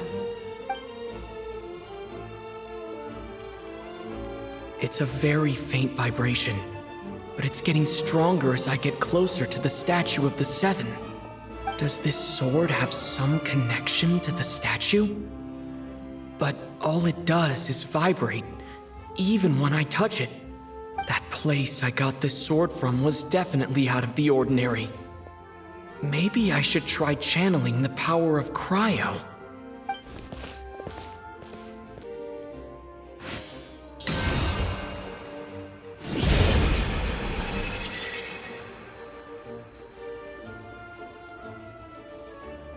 I don't really understand what just happened, but I'm pretty sure this sword just got a little more powerful. I'll have to try the same thing again when I come across another statue of the Seven. In the meantime, I'd better go find Alosha.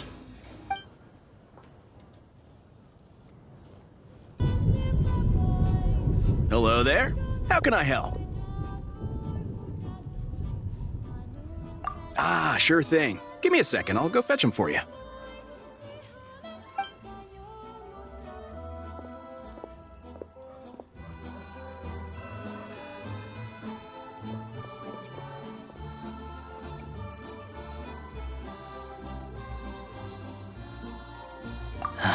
It's a familiar story.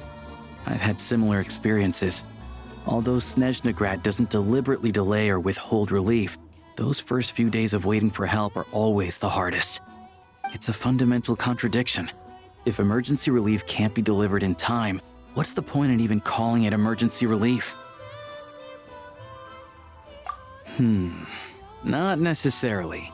I think there's a good chance that Kresnik Kristall from Stratomoros will start flowing into the market.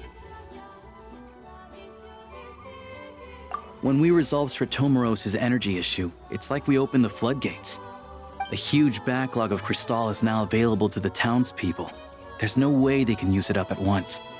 A lot of them will probably stockpile it and slowly work their way through. Probably a good idea, since energy prices are only going to keep rising. But there will always be people who urgently need Mora. Exactly. At the current prices, selling Kristall is an easy way for an ordinary person to make a fortune. Hey boss, how much do I have left in my account? 1 second, let me check. So, you're planning on buying the Kristall out of your own pocket? Yeah. I don't know if I have enough, so I'll chip in a little extra and buy as much as I can afford.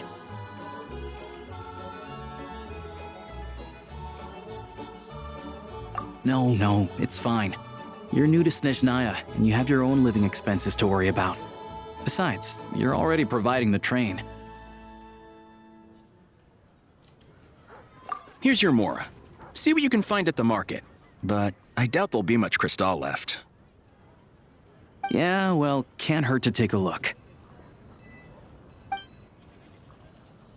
Let's see. Huh?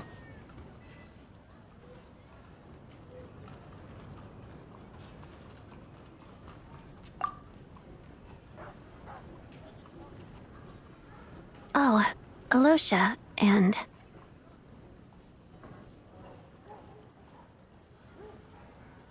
Hello? I didn't realize you two knew each other.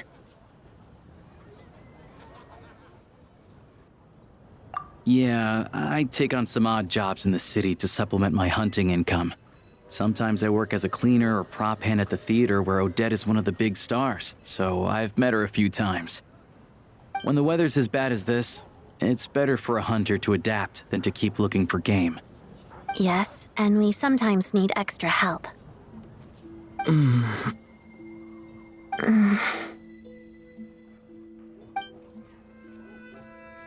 Wait, why is the atmosphere so awkward? I thought things went pretty smoothly in Svietla Lidovka. So, what brings you here, Miss Odette? Looking for some new props? No. After I got back to the theater, I couldn't stop thinking about the situation in Svietla Lidovka. It bothered me so much I couldn't focus on my dancing. So I decided I'd come here and see if there's anything I can do. You too, I presume. I suppose that's why you're here. I didn't feel comfortable expressing my true opinions in front of the Harbingers. Not least because ordinary Fatui like me don't even know what Project Stuja is all about. Without knowing the full picture, I can't make sense of it. And at some point, if things aren't making sense to me, I can't just keep going along with it. So many people feel the same way. They wish they could do something, but all kinds of reservations hold them back. Explains why groups like the Rokot are springing up to fill the gap. Yes. Well, that's one option. But there are risks to consider with organizations like that. The Fatui does not encourage their activities. Right, because things can get out of hand, and it's hard to hold the right people accountable when they do. I've heard about a few cases like that. Sandrone said Odette was on track to inherit the title of the Fair Lady. If so, she'll be able to find out what Project Stuja is really about. Still, it's probably a little soon to ask her about that. There may be more to the story. What's on your mind? I think we can both agree that no matter which side you're on, it can't stop you from doing the right thing. Where there's a will, there's a way. I know what Rosaline did while she was abroad. You made the right decision, so no hard feelings. So, what's your plan? Oh, we were gonna buy some Crystal. I heard there's some on the market right now. Funny. I had the same idea. In that case, let me pay. I can claim it back as mission expenses. The real issue here is that government relief is behind schedule. Surely it makes more sense for the state to cover these costs than for us to pay out of our own pockets. True. It's a huge expense after all.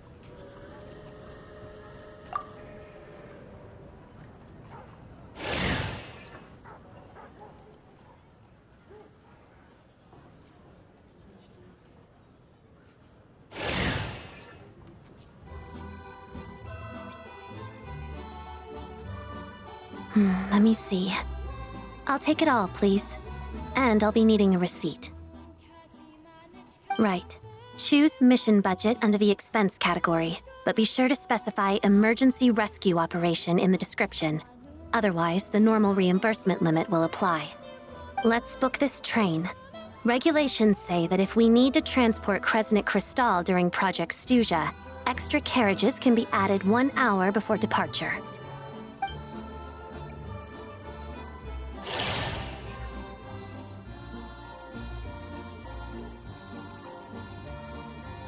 That should do it. The train will be escorted to its destination by Fatui guards. This is my first time seeing you handle Fatui affairs, Miss Odette. It seems you're as skilled an officer as you are a dancer. You flatter me. It's only because I've been doing both my whole life.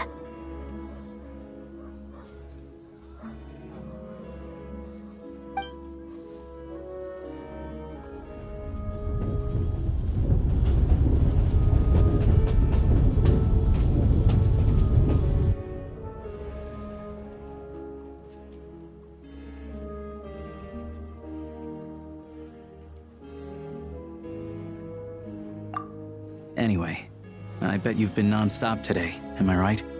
Any idea how Paimon's doing? What's wrong? Who's Paimon? His travel buddy. Hasn't been feeling well. She caught a cold right after they got to Snezhnaya.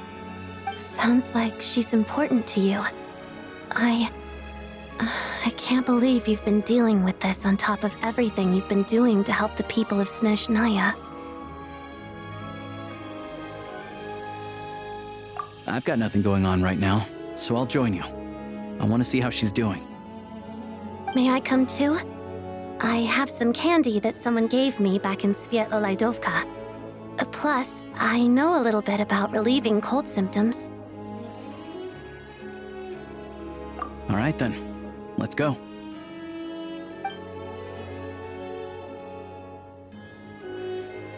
I still don't know what the deal is between these two, but at least the tension seems to have vanished. A good sign, hopefully.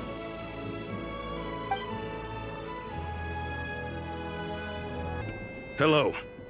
Sorry, but there's a sick person recovering in this room. Can I help you? What happened? Oh, please, excuse me. Are you the Traveler? Could I take a quick look at your Adventurer Handbook? Master Child said I should verify your identity.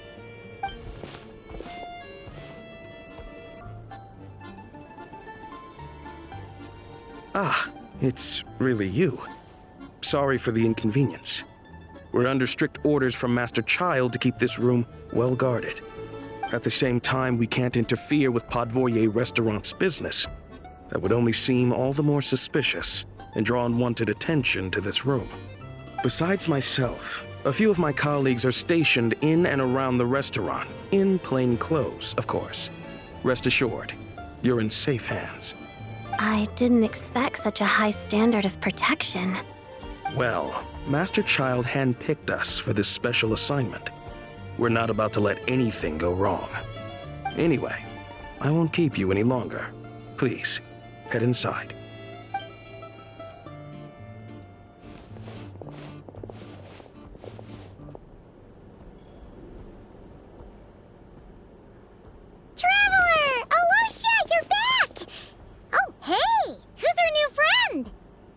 Hi, I'm Odette. The Traveler and I crossed paths a few times. Another friend from the Fatui, huh? You're practically a member yourself by this point. Paimon's definitely on the mend. We should be back to our usual travels in a few days' time. Seems like that doctor was right. It's just... Paimon's limbs are still feeling a little chilly. I have just the thing. Whoa! What's this? Is that... a flame inside an ice cube? Wait, is this real ice? How's it not melting? And how does the fire keep on burning? All keen observations. You're right. This is called core ignis. Whenever I've caught a cold in the past, I found I recover much more quickly if I place this by my bed. You're welcome to borrow it. Awesome!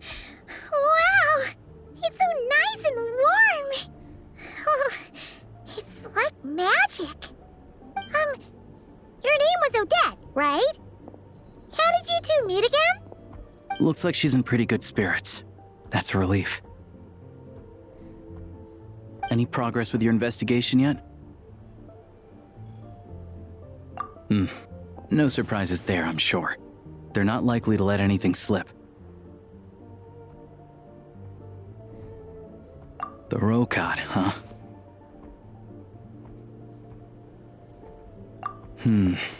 Let me think. Members of the Rokad keep their true identities hidden, but I think there might be someone I can introduce you to. Leave it with me. Meet me at the Korolyevsky Troop tomorrow, and I'll tell you how it goes. Would anyone like a drink? I'm gonna head to the bar. Paimon will have... maybe some hot milk? Yeah. Paimon's in the mood for something warm. Enough with the secret chat, you two. Let's catch up properly in a minute. Paimon wants to know everything that's happened today. It'll be kinda like Tabletop Troop. No reason why listening to a story can't be an adventure. Ah, you made it. I've got some tickets, and I managed to set something up with the Rokad. It'll have to wait until after the show, though. Happy to stay and watch? I doubt you've seen the Korolyevsky Troop on stage before. Pleasure. Here, this is the way in.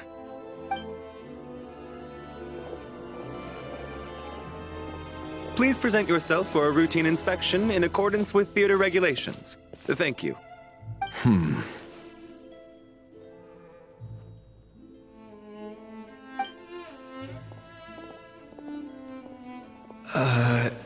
Is that guy with the Fatui? Looks like he's waiting for something. Okay, all done. Thank you for your cooperation. Please proceed through to the theater.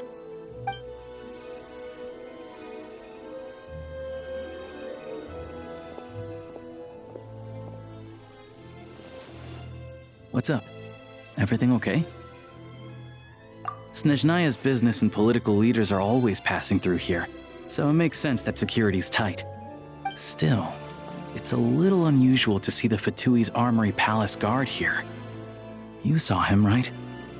The guy right at the back. Strong, silent type. His name's Valeri.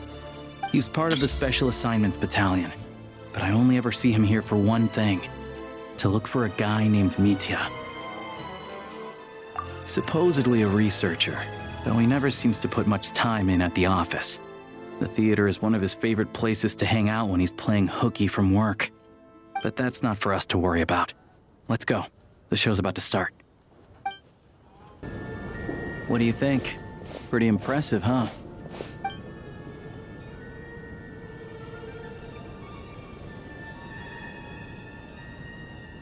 Oh, the one in Fontaine? I hear it's iconic. Never seen it for myself, though. Here we are, just in time. Sorry, coming through.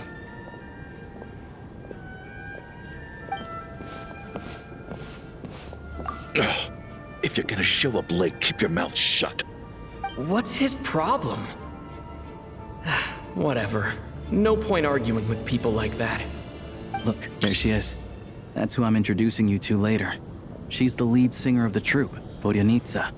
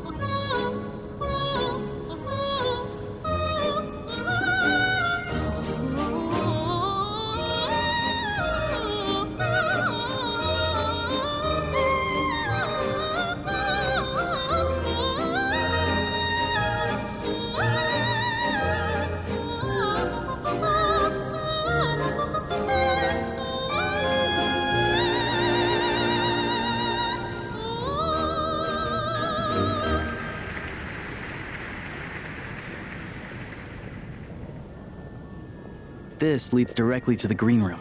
They're expecting us. Vodyanitsa will be waiting for us there.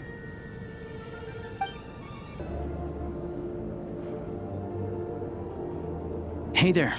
Excuse me. Ugh! Can you believe it? I am so mad right now. Come in. Oh, it's you two. Huh? You know each other? Oh, wait. Is this who you were telling me about?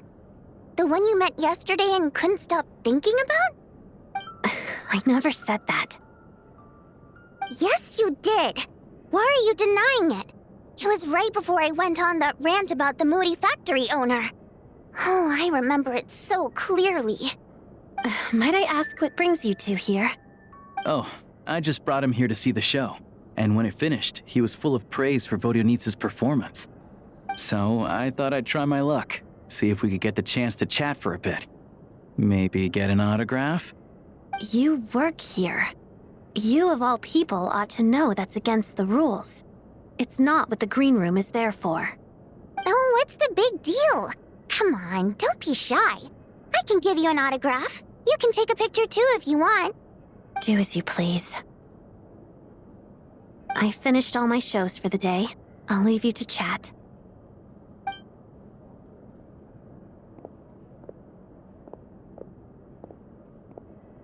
I wasn't making that stuff up, you know. Odette's just too proud to admit it. She thinks very highly of you, and so do I. You did the right thing in Svietloladovka. We're good. Odette's out of earshot. I'll lock the door.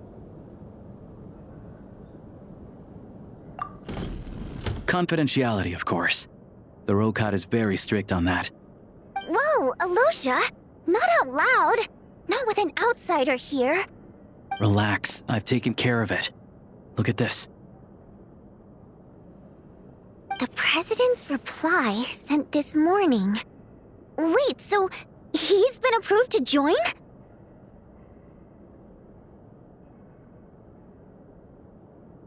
You told me last night that you wanted to get intel from the Rokot. Unfortunately, Rokot intel is only available to members. But ever since you set foot in Snezhnaya, we've been working together. I've seen the way you work, your character, and your motives. Everything about you is perfectly in alignment with what we're trying to achieve in the Rokot. So I figured I might as well cut to the chase. I wrote a letter to the President explaining your situation, including just the right amount of detail. His approval came very quickly. Of course, it's still your decision whether you want to join or not. We'll respect your choice. Well, assuming Odette was telling the truth and she didn't misjudge you, I guess we don't need to worry about you blowing our cover. Still, you gave me a real fright. I didn't know that's why you came looking for me. So, that stuff you said about admiring my performance, was that just because Odette was here? Did you actually mean it? Now you're talking. That's what I like to hear. Anyway, let me give you a quick rundown of how things work. Like I said, the Rokot is a covert organization, and we hide our identities. Members typically don't meet in person or even know each other's identities. This helps us maintain a high level of independence and secrecy. Because of this, members are basically free to decide their methods without constraints, so long as the outcome of any activity doesn't violate the organization's principles. After all, we don't have any ostensible contact with each other. This way, if anything goes wrong, no one else will be implicated. Beyond the freedom to choose how you operate, it's also your choice whether to act at all. We have plenty of members who have yet to take any action.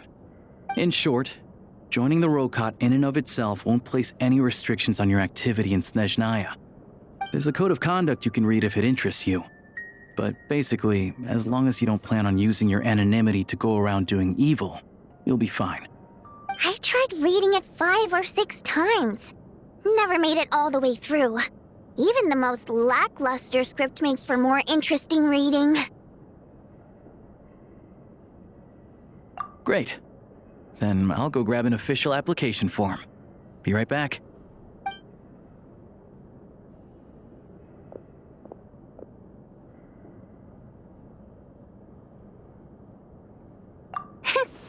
Well, Alosha has this pet dog, you see. His name's Tagarin, and this one time, Alosha brought him backstage. Tagarin took quite a liking to me, so I played with him for a little bit and fed him some treats. Then, the Rokot was out on a mission one day, and even though we were all in disguise, Tagarin recognized me right away. Just a coincidence, really. We didn't report it to the higher-ups, though, to avoid dealing with the fallout. Like my job at the theater, for instance. I really needed to make ends meet. By the way, what were you complaining about just before we came in? Did everything go okay with Chuganov? Everything did not go okay. That's why I was so mad. I tried to make some small talk with him before I went on stage to fish for intel about the Iskra manufacturing plant. But he wouldn't take the bait.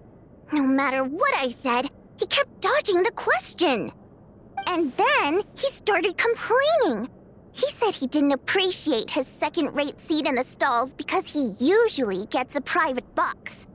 I mean, what did he expect? Everyone knows that if you want a box seat, you buy a ticket well in advance. But instead, he sends me a letter the day before the show when we're practically sold out.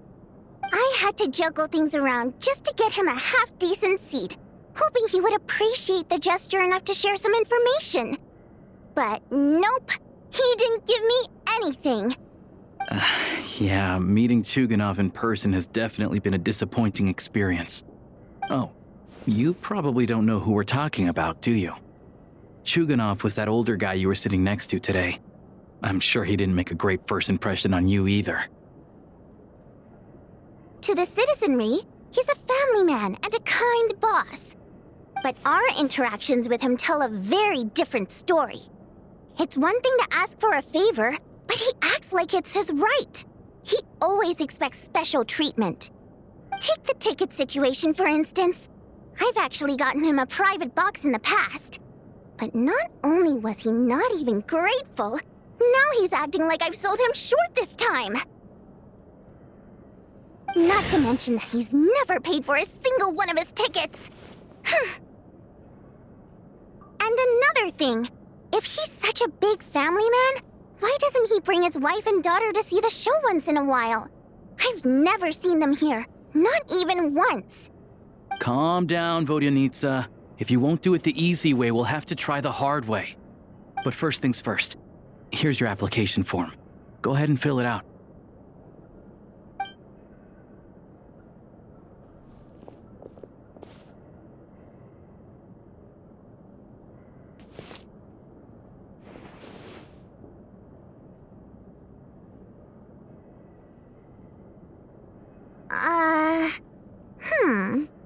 Looks like I'll need to make a few little tweaks here and there. But other than that, you're good to go. We'll hold on to this for you. All right. Now that we're officially Rokot comrades, I can tell you, Chukhanov is the target of our current operation. Recently, we've done some recon work at the Iskra manufacturing plant, which pretty much confirmed that their energy consumption is way beyond the legal limit. All we need now is some direct evidence to present to the VII, so we can demand that they shut the plant down. That way, the Kresnik Crystal can be allocated to where it's needed most. I was hoping he might let slip during one of our chats, but he's too tight-lipped. We'll have to find another way. I'm meeting another regular theater goer tonight, Mitya.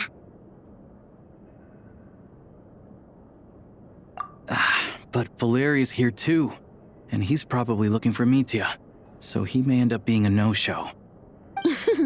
Don't you worry. He must know how to dodge Valeri, or he wouldn't be showing up on time for every performance. Mitya is a renowned energy expert.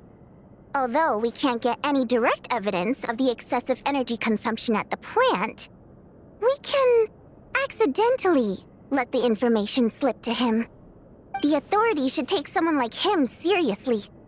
So if he starts raising questions about energy use at the Iskra manufacturing plant, there will be a proper investigation. Also, we're not allowed on site, but he has clearance. So all we need is his cooperation. Yeah, so that's the other thing we're trying to figure out. Though I think we're far less likely to make any progress on that front. Still, I hear that Mitya is a bit of a chatterbox. So, who knows? Maybe if we catch him in the right mood, he'll let something slip.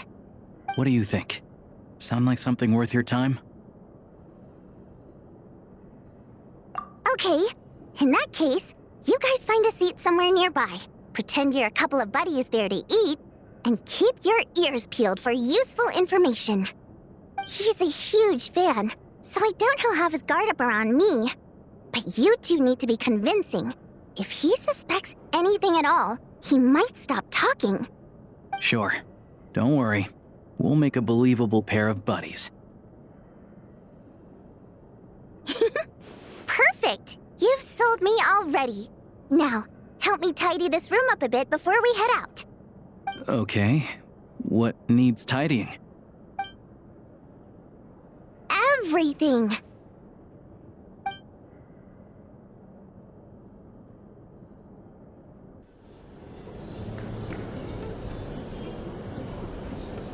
We come here often, so we shouldn't stand out. Let's sit here. Now, it's up to Vodyanitsa. Let's see how the conversation goes.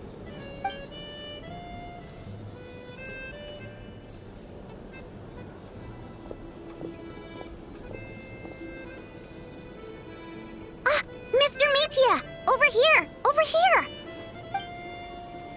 Oh, sorry. I got a little held up on my way here. Now we have even less time than we planned.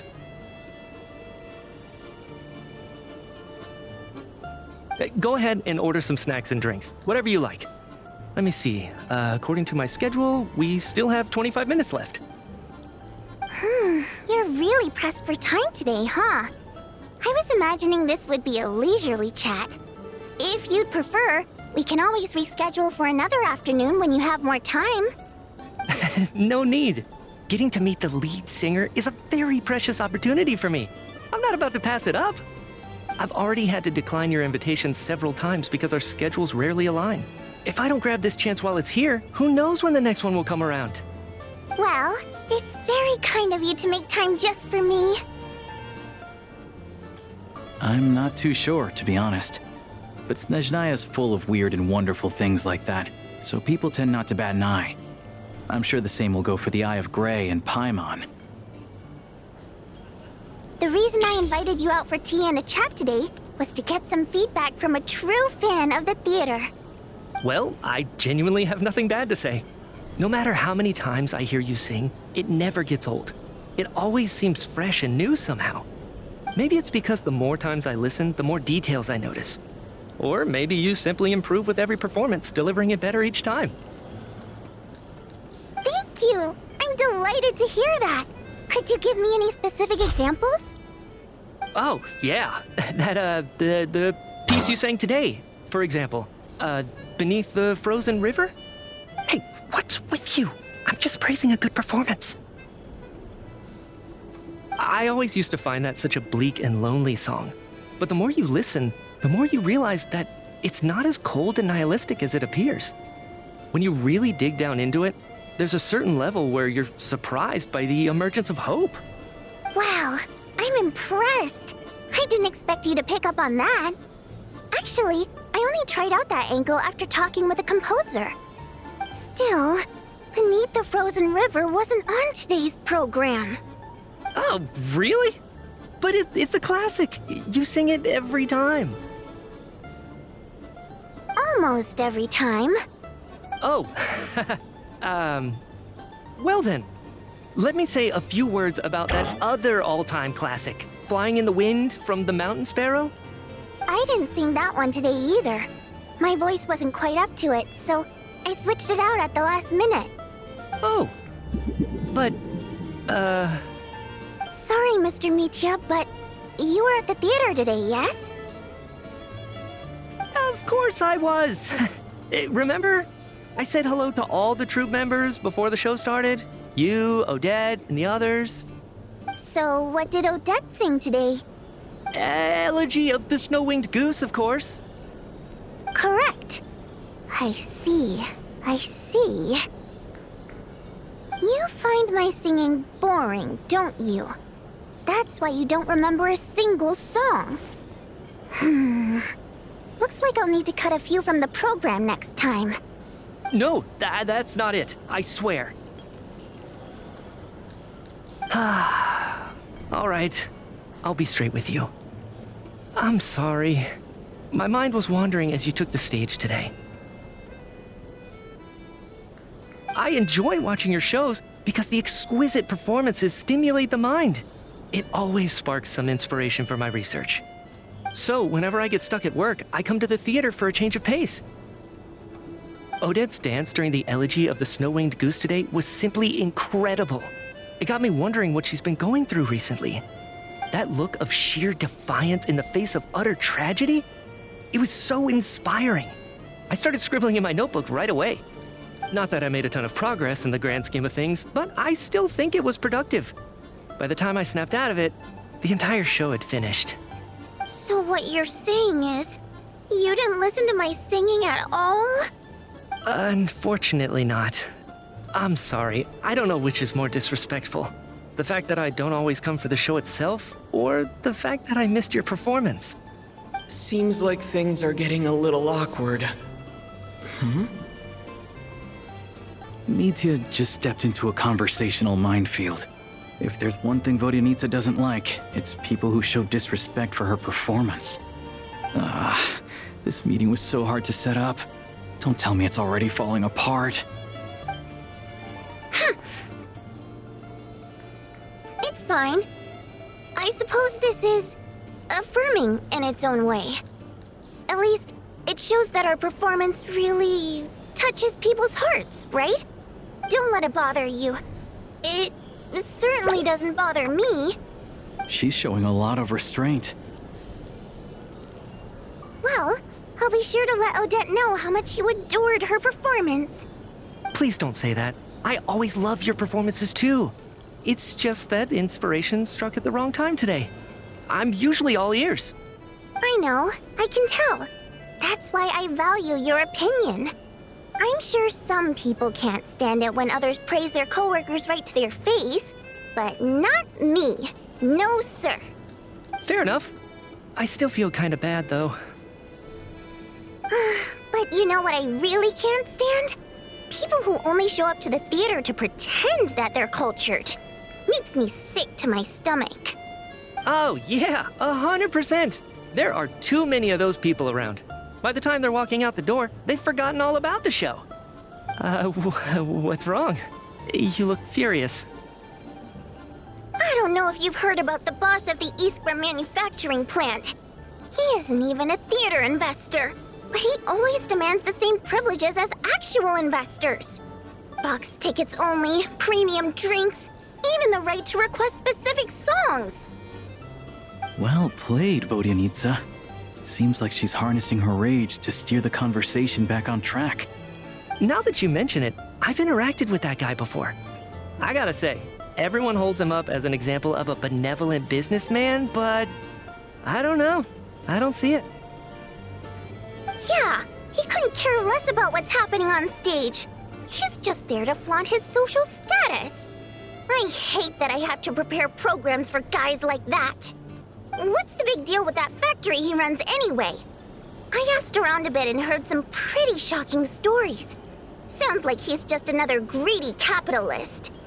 Oh, really? Yep, the things people are saying are pretty damning. Low wages, insanely long working hours, equipment running around the clock. And as if that's not bad enough, he also strictly forbids his employees from giving any kind of interview. Project Stuja has now been extended so many times, we're at the point where crystal rations for the common folk are barely enough to survive on. Yet he even wants to get his greedy hands on them just to boost his own profits. If the rumors are true, he's in serious violation of the law. Interesting. So you've heard about it too? What? So it's really true? Who knows? I've only heard the same rumors you have. But there's no smoke without fire. The Rooster's been coming down on us hard lately, demanding that we track and trace every single batch of Crystal. My coworkers in the Department of Energy have been tearing their hair out over it. The Rooster? I didn't realize he cared that much. Yeah. Even though there are no restrictions on Crystal trading, the poor will wind up freezing to death if we let the rich buy as much as they want. That's clearly unfair. Looks like we'll need to arrange an investigation into the Iskra manufacturing plant as soon as possible. I never knew you kept up with current affairs beyond the theater, Miss Vodyanica. You really have a heart for the common person. Most Fae in your position have long been indifferent to the plight of humans. Well, those of us who choose to live in human cities are naturally going to pay attention to any significant upheaval. Isn't the Rooster a Fae himself? I'm just surprised to learn that even someone with as much experience as him is getting so stressed out over Project Stuja. What is the end goal of this project anyway? This is it. We're finally going there. I'm sure Mitya can sense on some level that she's fishing for information. But since their conversation is so relaxed, he might just let something slip. It's stressing me out too. If I'd only made better progress with my research, things wouldn't have dragged on this long. Oh, so your work is related to Project Stuja? That's right. The Armory Palace needs a brand new energy source. Not the power of the Light Realm and not elemental energy. Right now, the only thing that meets the requirements is the power contained within stellar linchpins. But harnessing that power is costly. Each step of the process requires enormous amounts of Kresnik crystal, from extraction to quantification to attempts at conversion. Progress has been painfully slow, and the team is getting burned out as time goes by. Sometimes, I see people staring into space as if in a trance. Could it be that this new energy source has side effects? No, it doesn't affect us, because the energy is used for... Okay, I got it. Stop choking me. Sorry. I can't talk about that. I think we're all just exhausted. We've been working ourselves to the bone for so long with so little progress to show for it. It's no wonder people are struggling to stay motivated. Seems like I owe you an apology. I shouldn't have gotten so mad at you for not paying attention during the show. Don't worry about it. I count myself lucky, to be honest. I don't envy the people who work closely with the Tsaritsa herself. I'd much rather be in my current position. At least I don't have to shoulder any major responsibilities. So they're trying to develop a completely new kind of energy. Yeah, censored by a scarf. Who would have thought? Oh, dear. It looks like my time is up. I'm afraid I have to leave. I'm so sorry. We ended up barely talking about the theater. That's okay. It was a pleasure chatting with you, really. Let's make up for it next time. Yeah, hopefully once the work pressure eases up a little, I'll be able to focus more on the performance, and then we'll have more to discuss. We touched on some confidential issues today. I'd be grateful if you could keep it between us. That could have gone worse. Nice job. Why was Mitya in such a hurry to leave, though? Sorry, routine inspection.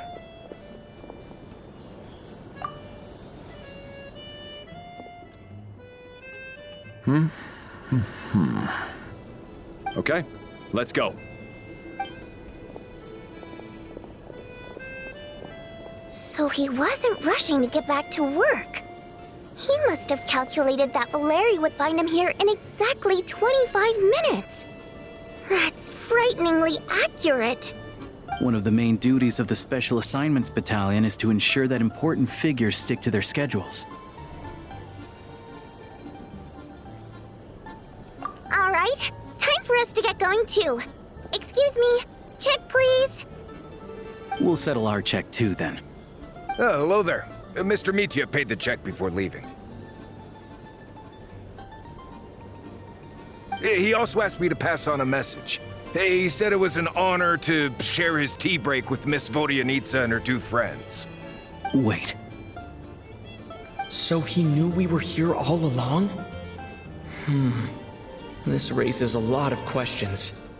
Did he deliberately mention the new energy source so that we'd overhear it? Maybe his work isn't confidential after all. Maybe the key here is the purpose of this new energy. I guess that's the next thing to look into.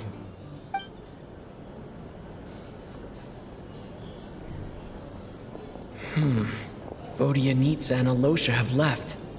Time to head back and call it a day. You're back! Here pretty early today. Paimon was just gonna mention that. After she woke up today, Paimon felt like her temperature was completely back to normal. But her strength still hasn't returned. Still, there's some good news. Paimon thinks she might have figured out the source of the problem. It's like there's some kind of mysterious power affecting Paimon. Paimon's never felt this way before during any of her travels. She only started feeling this way since we arrived in Snezhnaya. That's right. The Armory Palace needs a brand new energy source. Could that have something to do with this? What is it? You're making that face again. You know, the one you get whenever you have a light bulb moment?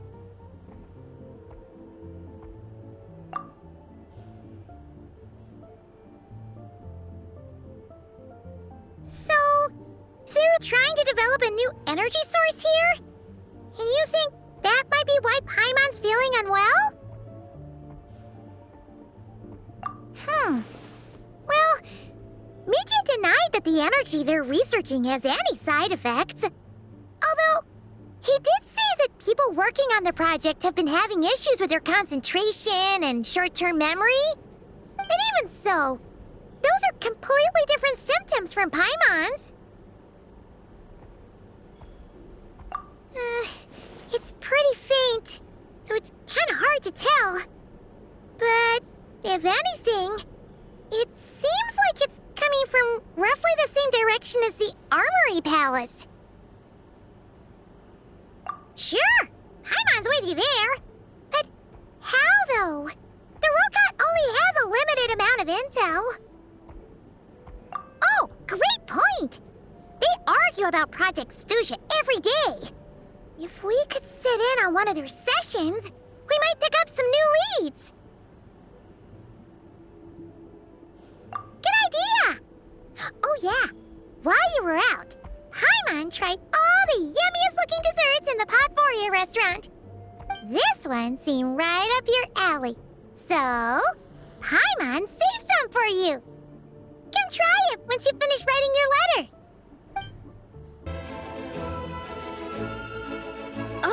Miss Vodyanitsa, prima donna of the Korolievsky troupe. What a surprise meeting you here. Will you be sitting in on a session of the Vetcha? Sorry, I'm not taking interviews today. Oh good, you're here. The session's about to begin. Let's get inside. Please wait, Miss Vodenitsa. Could you introduce me to your new friend?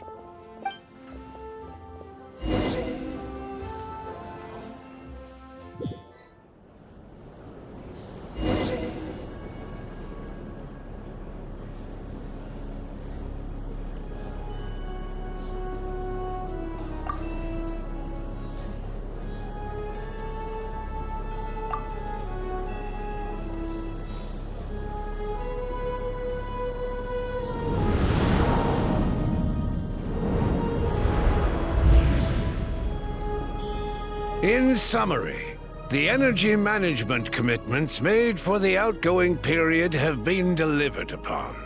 Furthermore, both the production and consumption of Kresnik Crystal show clear signs of stabilizing. The relevant agencies have assessed the present circumstances and determined that the status quo can be sustained until the next period. For detailed statistics, I would refer you to the industry reports that have been distributed to all persons present. It should also be noted that while the recent blizzards have led to a significant increase in people's energy expenses, this is strictly a short-term phenomenon associated with a remotely located monster. Her Majesty the Tsaritsa is giving her full attention to this matter. We should have every confidence that it will be dealt with swiftly and conclusively. A financial report on disaster relief is also present in this report, courtesy of Pantalone. They cover the same old ground every single time. The rooster never seems to mind, but everyone else is getting tired of it. There's a general lack of trust. People aren't seeing any tangible benefits that affect them directly. Of course, none of that will be reflected in any of the reports on the table. Yeah, if it weren't for these hard copy documents, I could have at least made something up. Oh, don't mind me. I'm just out here trying to hit my interview quotas. Bring out the kvass. Ever read it? Best-selling newspaper in town. If I remember correctly, you guys don't even have a sales permit. You have to sell from stalls on the street.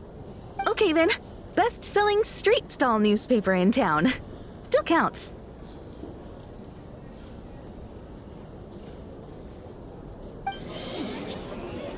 Order! We will now open the floor to the representatives. If there are no further substantive issues to discuss, we will then proceed to a vote on this motion. Snezhnaya has a long tradition of treating members of the Fatui armed forces and their dependents favorably. But recent surveys shows that Fatui families in remote areas have access to 15% less crystal than the average civilian family in Snezhnograd. It's been said many times before, but it bears repeating now. There needs to be a clear and consistent rationale behind how crystal is allocated, or we will soon face immense public backlash.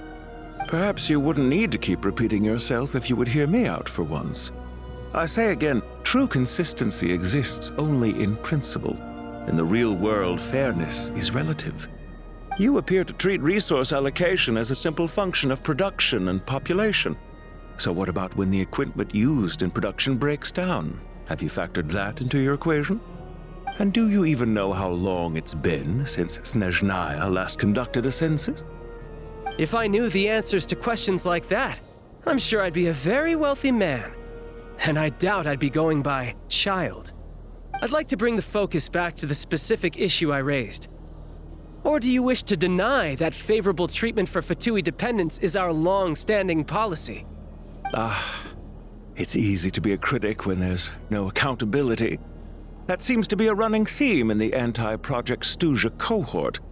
Defeat the ringleader and all other problems will magically resolve themselves. That's what they seem to think. But in case you aren't aware, not one jot in my report would change whether Project Stuja continues or not. So you have no intention whatsoever of finding a solution to this problem? On the contrary, I'm the only one here who ever brings solutions. Child opened by speaking up for the armed forces. Regrator struck back with style and a war of words ensued.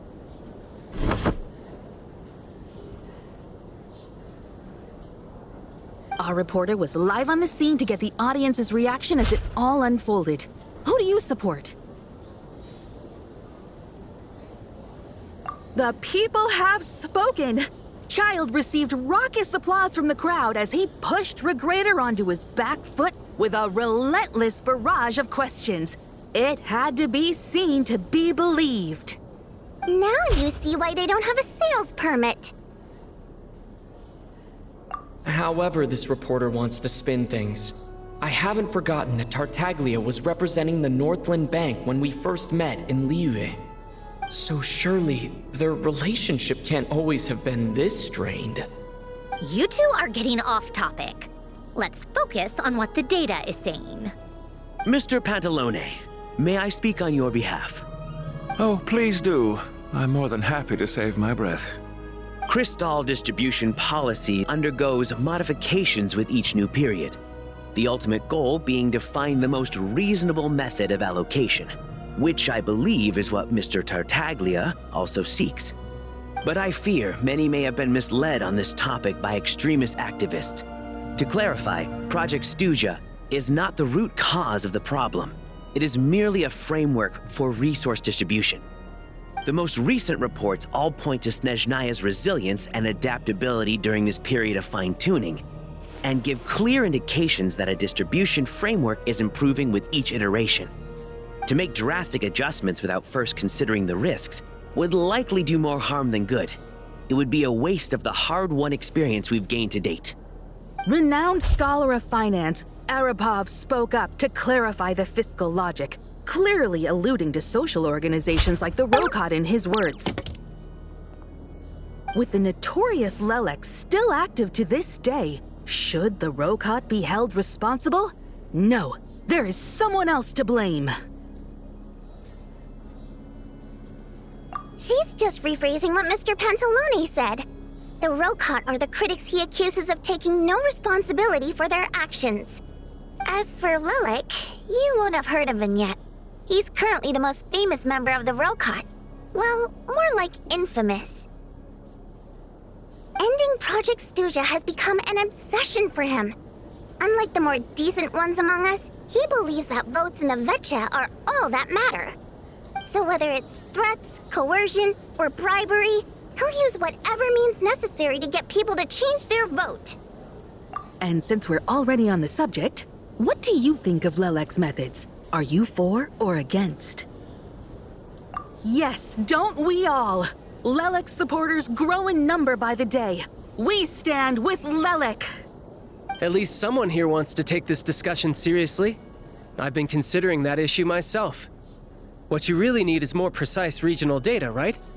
I think it would be easiest to let the Fatui handle it, since they're already in charge of Crystal shipments anyway. We may as well get them to collect some data while they're at it. Whatever you need, you can ask the Fatui to look into it for you. In terms of supervision, I think the Druzhna would be a good fit. I had hoped to discuss this with Miss Vesna, but sadly, she's not present. I will be happy to take a note of your suggestions and present them to Commander Vesna for a decision upon her return. The Commander has always taken a keen interest in Project Stuja. However, given the Druzhna's demanding workload, I'm afraid it may prove difficult for them to provide any practical support. Let us refrain from jumping to conclusions until a concrete and actionable plan is in place. My apologies, Lord Rooster.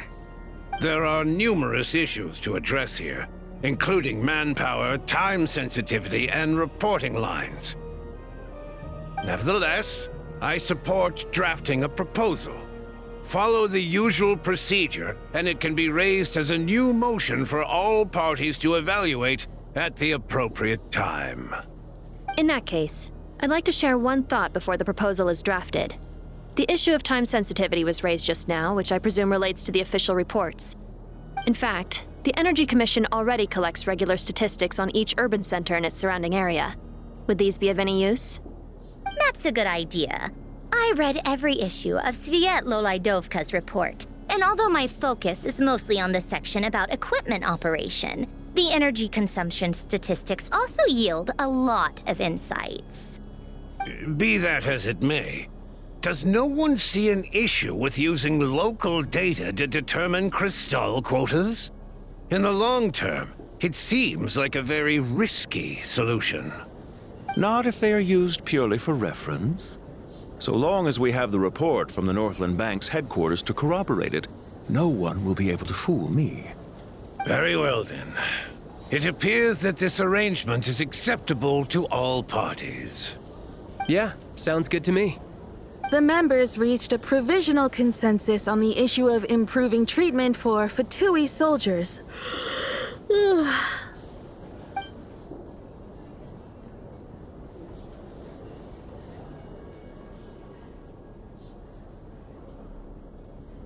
Today, the prima donna of the Korailievsky troupe attended a session of the Snezhnograd Vecha in the company of a dashing young man. The question on all our minds is, what is the true nature of their relationship? Write anything like that again, and I'm revoking your permission to interview the troupe. Got it?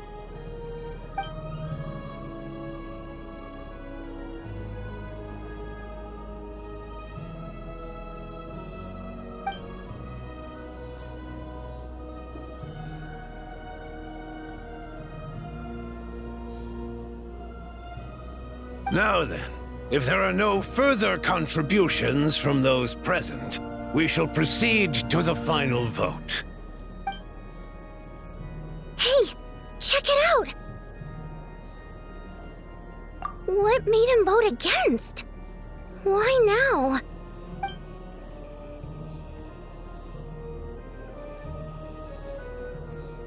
The votes have been tallied. Those in favor of continuing Project Stuja total 61%, securing a clear majority. That was too close. The margin has shrunk yet again. Chuganov was a huge loss. I'll bet Lelek is behind this. I wonder how Pulcinella will respond this time. Chuganov. I see. Lelek strikes again. Yes, go, Lelek. Once Project Stuja is defeated, our unwavering support at Bring Out the Kvass will finally pay off when we make our comeback. I can taste our victory already! In accordance with the result of this vote, Project Stuja will remain in effect until the next Vecha period. Finally, may I remind us all, we debate only for the greater glory and solidarity of our nation. May the aurora shine ever on, and the tundra always stand firm.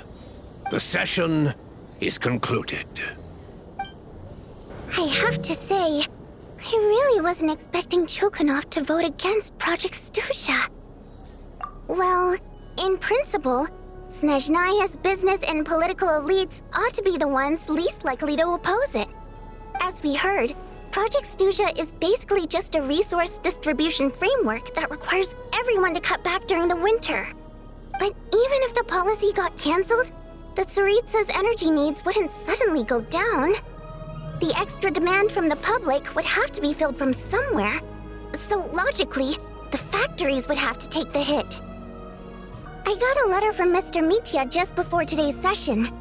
He said he's confirmed that there are issues around overtime and excessive energy consumption at the Iskra manufacturing plant. In a situation like this, once the Rooster receives the report, he'll order the factory to halt production and submit to an investigation before issuing a penalty. But that's a week-long process, and thus didn't make it onto the Vecha agenda this time. I don't think he suspects anything so far. Exactly. And as you know, he's a very selfish person. I was originally gonna try and flip him after he received notice of the official sanctions. My plan was to convince him that the whole thing was completely unfair. Rather than just sit back and take the hit while his factory stopped production, he'd be better off voting to end Project Stuja. At least that way, no one else would be able to make any money either, because all the factories would suddenly have more limited energy to work with. But now, he's already voted against it, which means someone must have used more forceful means to change his vote, just like with everyone else who flipped. Yeah, no one knows why Lilac is so obsessed with ending Project Stuja, But by the looks of it, he's inching closer and closer to success. Lelik must have strong motivations, given how he'll stop at nothing to achieve his goal. Maybe he knows the full truth of Project Stuja. Maybe my next step should be to focus on him. All right. What are your plans for the rest of the day? Shall we head out? Hey, comrade. I noticed you were here during the debate. I didn't take you for a political enthusiast. Greetings, Harbingers. I just happened to have some free time today, and my new friend here thought it might be fun to check out the Vetcha. Ah, Odette must have introduced you. Looks like you two are getting along pretty well. I'll leave you to catch up. I should head back to the troop. Sure. Break a leg and all that.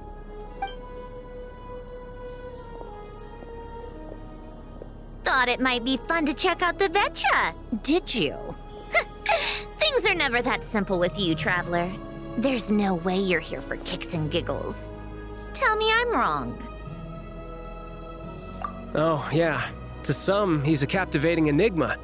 To others, he's the bane of their existence. No one ever thought that some anonymous nobody from the Rokot could cause such a stir. Huh? You want to look into Lelik? Then I'm sure his days of anonymity are numbered. What do you think, Sandrone? Fine by me, I guess. If the Traveler actually manages to expose Lelik, it'll be doing Pulcinella a favor. In return, it seems fair to let him in on what we've learned so far. My thoughts exactly. Sharing is caring, after all. Head back to Glupov and grab the files on Lelik. It's easier to just pull the records than go through the rigmarole of getting the Traveler a visitor's permit. As you command, child, sir. In that case, since we're going to be waiting anyway, I'll have someone brew a pot of black tea.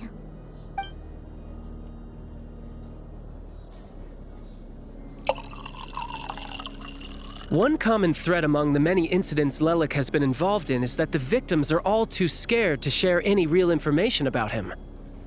Clearly, he must have threatened them in some way. His modus operandi is to silently infiltrate the scene and leave a threatening letter behind. But neither the letters nor the crime scenes ever yield any clues to his identity. So all these files have to offer are short statements by the people affected. They don't give us a lot to go on. If nothing else, it shows we're dealing with a trained professional who's versed in counter-surveillance. Yes, and to that point, he often strikes in highly secure locations. The victims are high-ranking and influential people who take their personal security very seriously. Somehow, Lelik slips right into their rooms without making a sound. There's never any eyewitnesses, nor the slightest trace of a break-in. If he can get in and out undetected, it means he can strike without warning. Not that that's ever happened so far, but the thought is enough to scare these people sleepless. It's hard to believe that a human being could pull this off flawlessly every time, so they switched the focus of the investigation to Faye. Unfortunately, no one's found anything yet. Careful, don't underestimate me. Although truth be told, I'd probably find it hard not to blow my cover. Direct confrontation is more my style. We haven't ruled out the possibility of Lelik being human. It's just, there can only be a handful of people in all of Teyvat who'd fit the profile.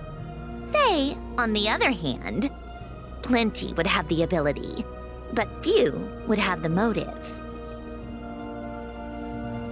No, not as strong as me. You'll never find the culprit with criteria like that.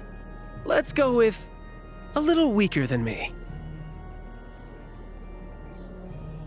Oh, you hit me right where it hurts. I'll admit, he's strong and meticulous. But can we at least limit this to candidates who have something to do with Snezhnaya? He's just trying to find a reference point. Stop getting fixated on who's stronger than who. But that's the most important thing. In my opinion, anyway.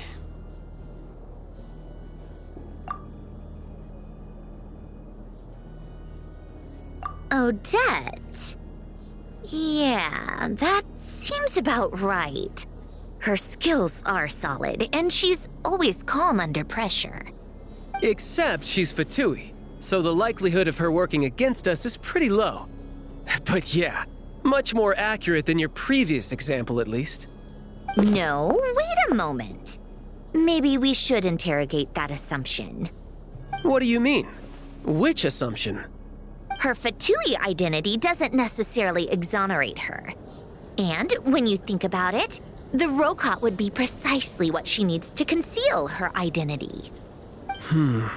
Plus, she wouldn't need to be such a pro at covering her tracks. She'd already know where the Fatui will be and when, so she could choose the perfect time to act. Oh, yikes. I was just thinking out loud. Why is this starting to sound like such a convincing theory? Still, what reason could Odette possibly have for trying to call off Project Stuja? Arlecchino would be the best person to ask. She knows Odette best. Unfortunately, she isn't back yet. Rosaline used to open up to her in private about her struggles with Odette. As I'm sure you can imagine, Arlecchino is quite a lot better with children than Rosaline was. She gave her some tips on how to handle the situation, and Rosaline managed to reach a settlement with Odette before leaving. So I suppose there were at least no lifelong regrets left behind. Beyond that, I don't know the details about that side of things. But I do know that Odette definitely has a motive to hold a grudge against Project Stuja. The reason being, her father passed away during the early stages of the project. That was back before it had been named Project Stuja, when things were still being worked out. But in essence, it's remained the same ever since. Huh. The more you know. Rosaline was always so self-centered. I never understood why she started paying so much attention to Odette. Is that such a surprise? If you cast your mind back, you may remember that Rosaline and I weren't exactly close. We had tea together a few times, but that was about it. Odette's past is no secret. Her father was a Fatus and her mother was a very famous ballerina. On the surface, it looks like she followed right in her parents' footsteps. But the truth is quite a different story. After her father passed away on a mission, her mother was overcome with grief. She broke her leg during a performance and could never dance again. Odette was only interested in ballet at the time, but this tragedy left the family with both breadwinners gone. They could barely make ends meet. Per Capitano's policy, family members of Fatui who died in the line of duty had to be appropriately accommodated and provided with adequate assistance. So, regardless of how Rosaline may have felt about it, it fell to her to resolve the issue of Odette's family's livelihood. In the end, the solution they agreed upon was to have Odette join the Fatui. Right, because the alternative would have been a one-off compensation payment, I guess. In that sense, joining up was definitely the better option. Still, she must have had mixed feelings about it, right? If she doesn't even like the Fatui. It's just a theory, a possibility. But as a motive for Odette to become Lelik, it holds up. That said, I have no idea where Odette's head is at right now, or what her conflict with Rosaline was about. Plenty of people were on bad terms with Rosaline. I have no intention of trying to figure it all out. Yes, but there's not much point in discussing that now. Yeah, back to Lelik. Since our investigations so far have turned up next to nothing, we've got nothing to lose by trying a new angle. Funnily enough, Tonya and I had actually made plans to go to the theater tomorrow to watch Odette's rehearsal. Unfortunately, thanks to this Lelik situation, I'll be stuck working overtime again. Which means you can go in my place. No point wasting the ticket, plus you'll get to meet Tonya. Spirit Seeker. Quite the classic ballet. It was passed down through Odette's mother's family for generations, though it hasn't been performed in years. But Odette's been practicing it diligently, and it's finally ready for a return to the stage. Excitement is through the roof. Tickets for the official performance sold out long ago. Tonya's excited for it too. She's desperate to see it no matter what. Personally, it's not really my kind of thing, but since she's my little sister, I had to figure something out. I've actually seen it several times before. The story's pretty straightforward. The lead character follows a trail of clues left behind by a spirit, gradually recovering her memories along the way. It's a tale of love and regret. So not exactly reinventing the wheel, at least by today's standards. But when that classic melody kicks in and the lead character begins to dance, it always gets me. It really is beautiful. Not an easy dance to do justice to, though. I know it's always been Odette's dream to perform this piece, but I'm not sure she's really ready. In that case, I think that even if she is Lelik, we should wait until her performance is over before we respond. I'll let you take it from here, comrade. Sounds like you've made a ton of progress today. It's good that everything's going so smoothly. Next step is to head back to the theater and get a clear answer from Odette. Either way, Paimon doesn't get the sense that she's a bad person. Sure, she might have done some pretty extreme things, but Paimon bet she has her reasons. Maybe this is going too far, but with everything she's managed to do so far, wouldn't it make more sense in theory to be even more, heavy-handed? Why leave a letter when she could, we know there are plenty of other ways to keep people in line, right? The point is, she could have gone further, but she didn't. So, if it is her, she's got some principles at least. Yeah! Well, all you can do is follow the facts wherever they lead. No change, really. But that thing Paimon told you about yesterday? Paimon feels like she can sense it more clearly now. Hearing you talk about your day makes Paimon itch for an adventure. If only she could be there with you so we could experience it all together. Yeah, I wish you could be there too. I'm not used to adventuring alone. But don't worry, we'll get to the bottom of this. Guess it's just one of those things.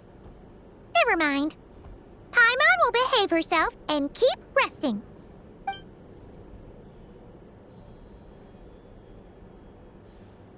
If Odette is Lelik, she may well have inside information on Project Stuja. Her father was involved with the project's early implementation and tragically died in the process. Now, she's dedicated herself to bringing it to an end.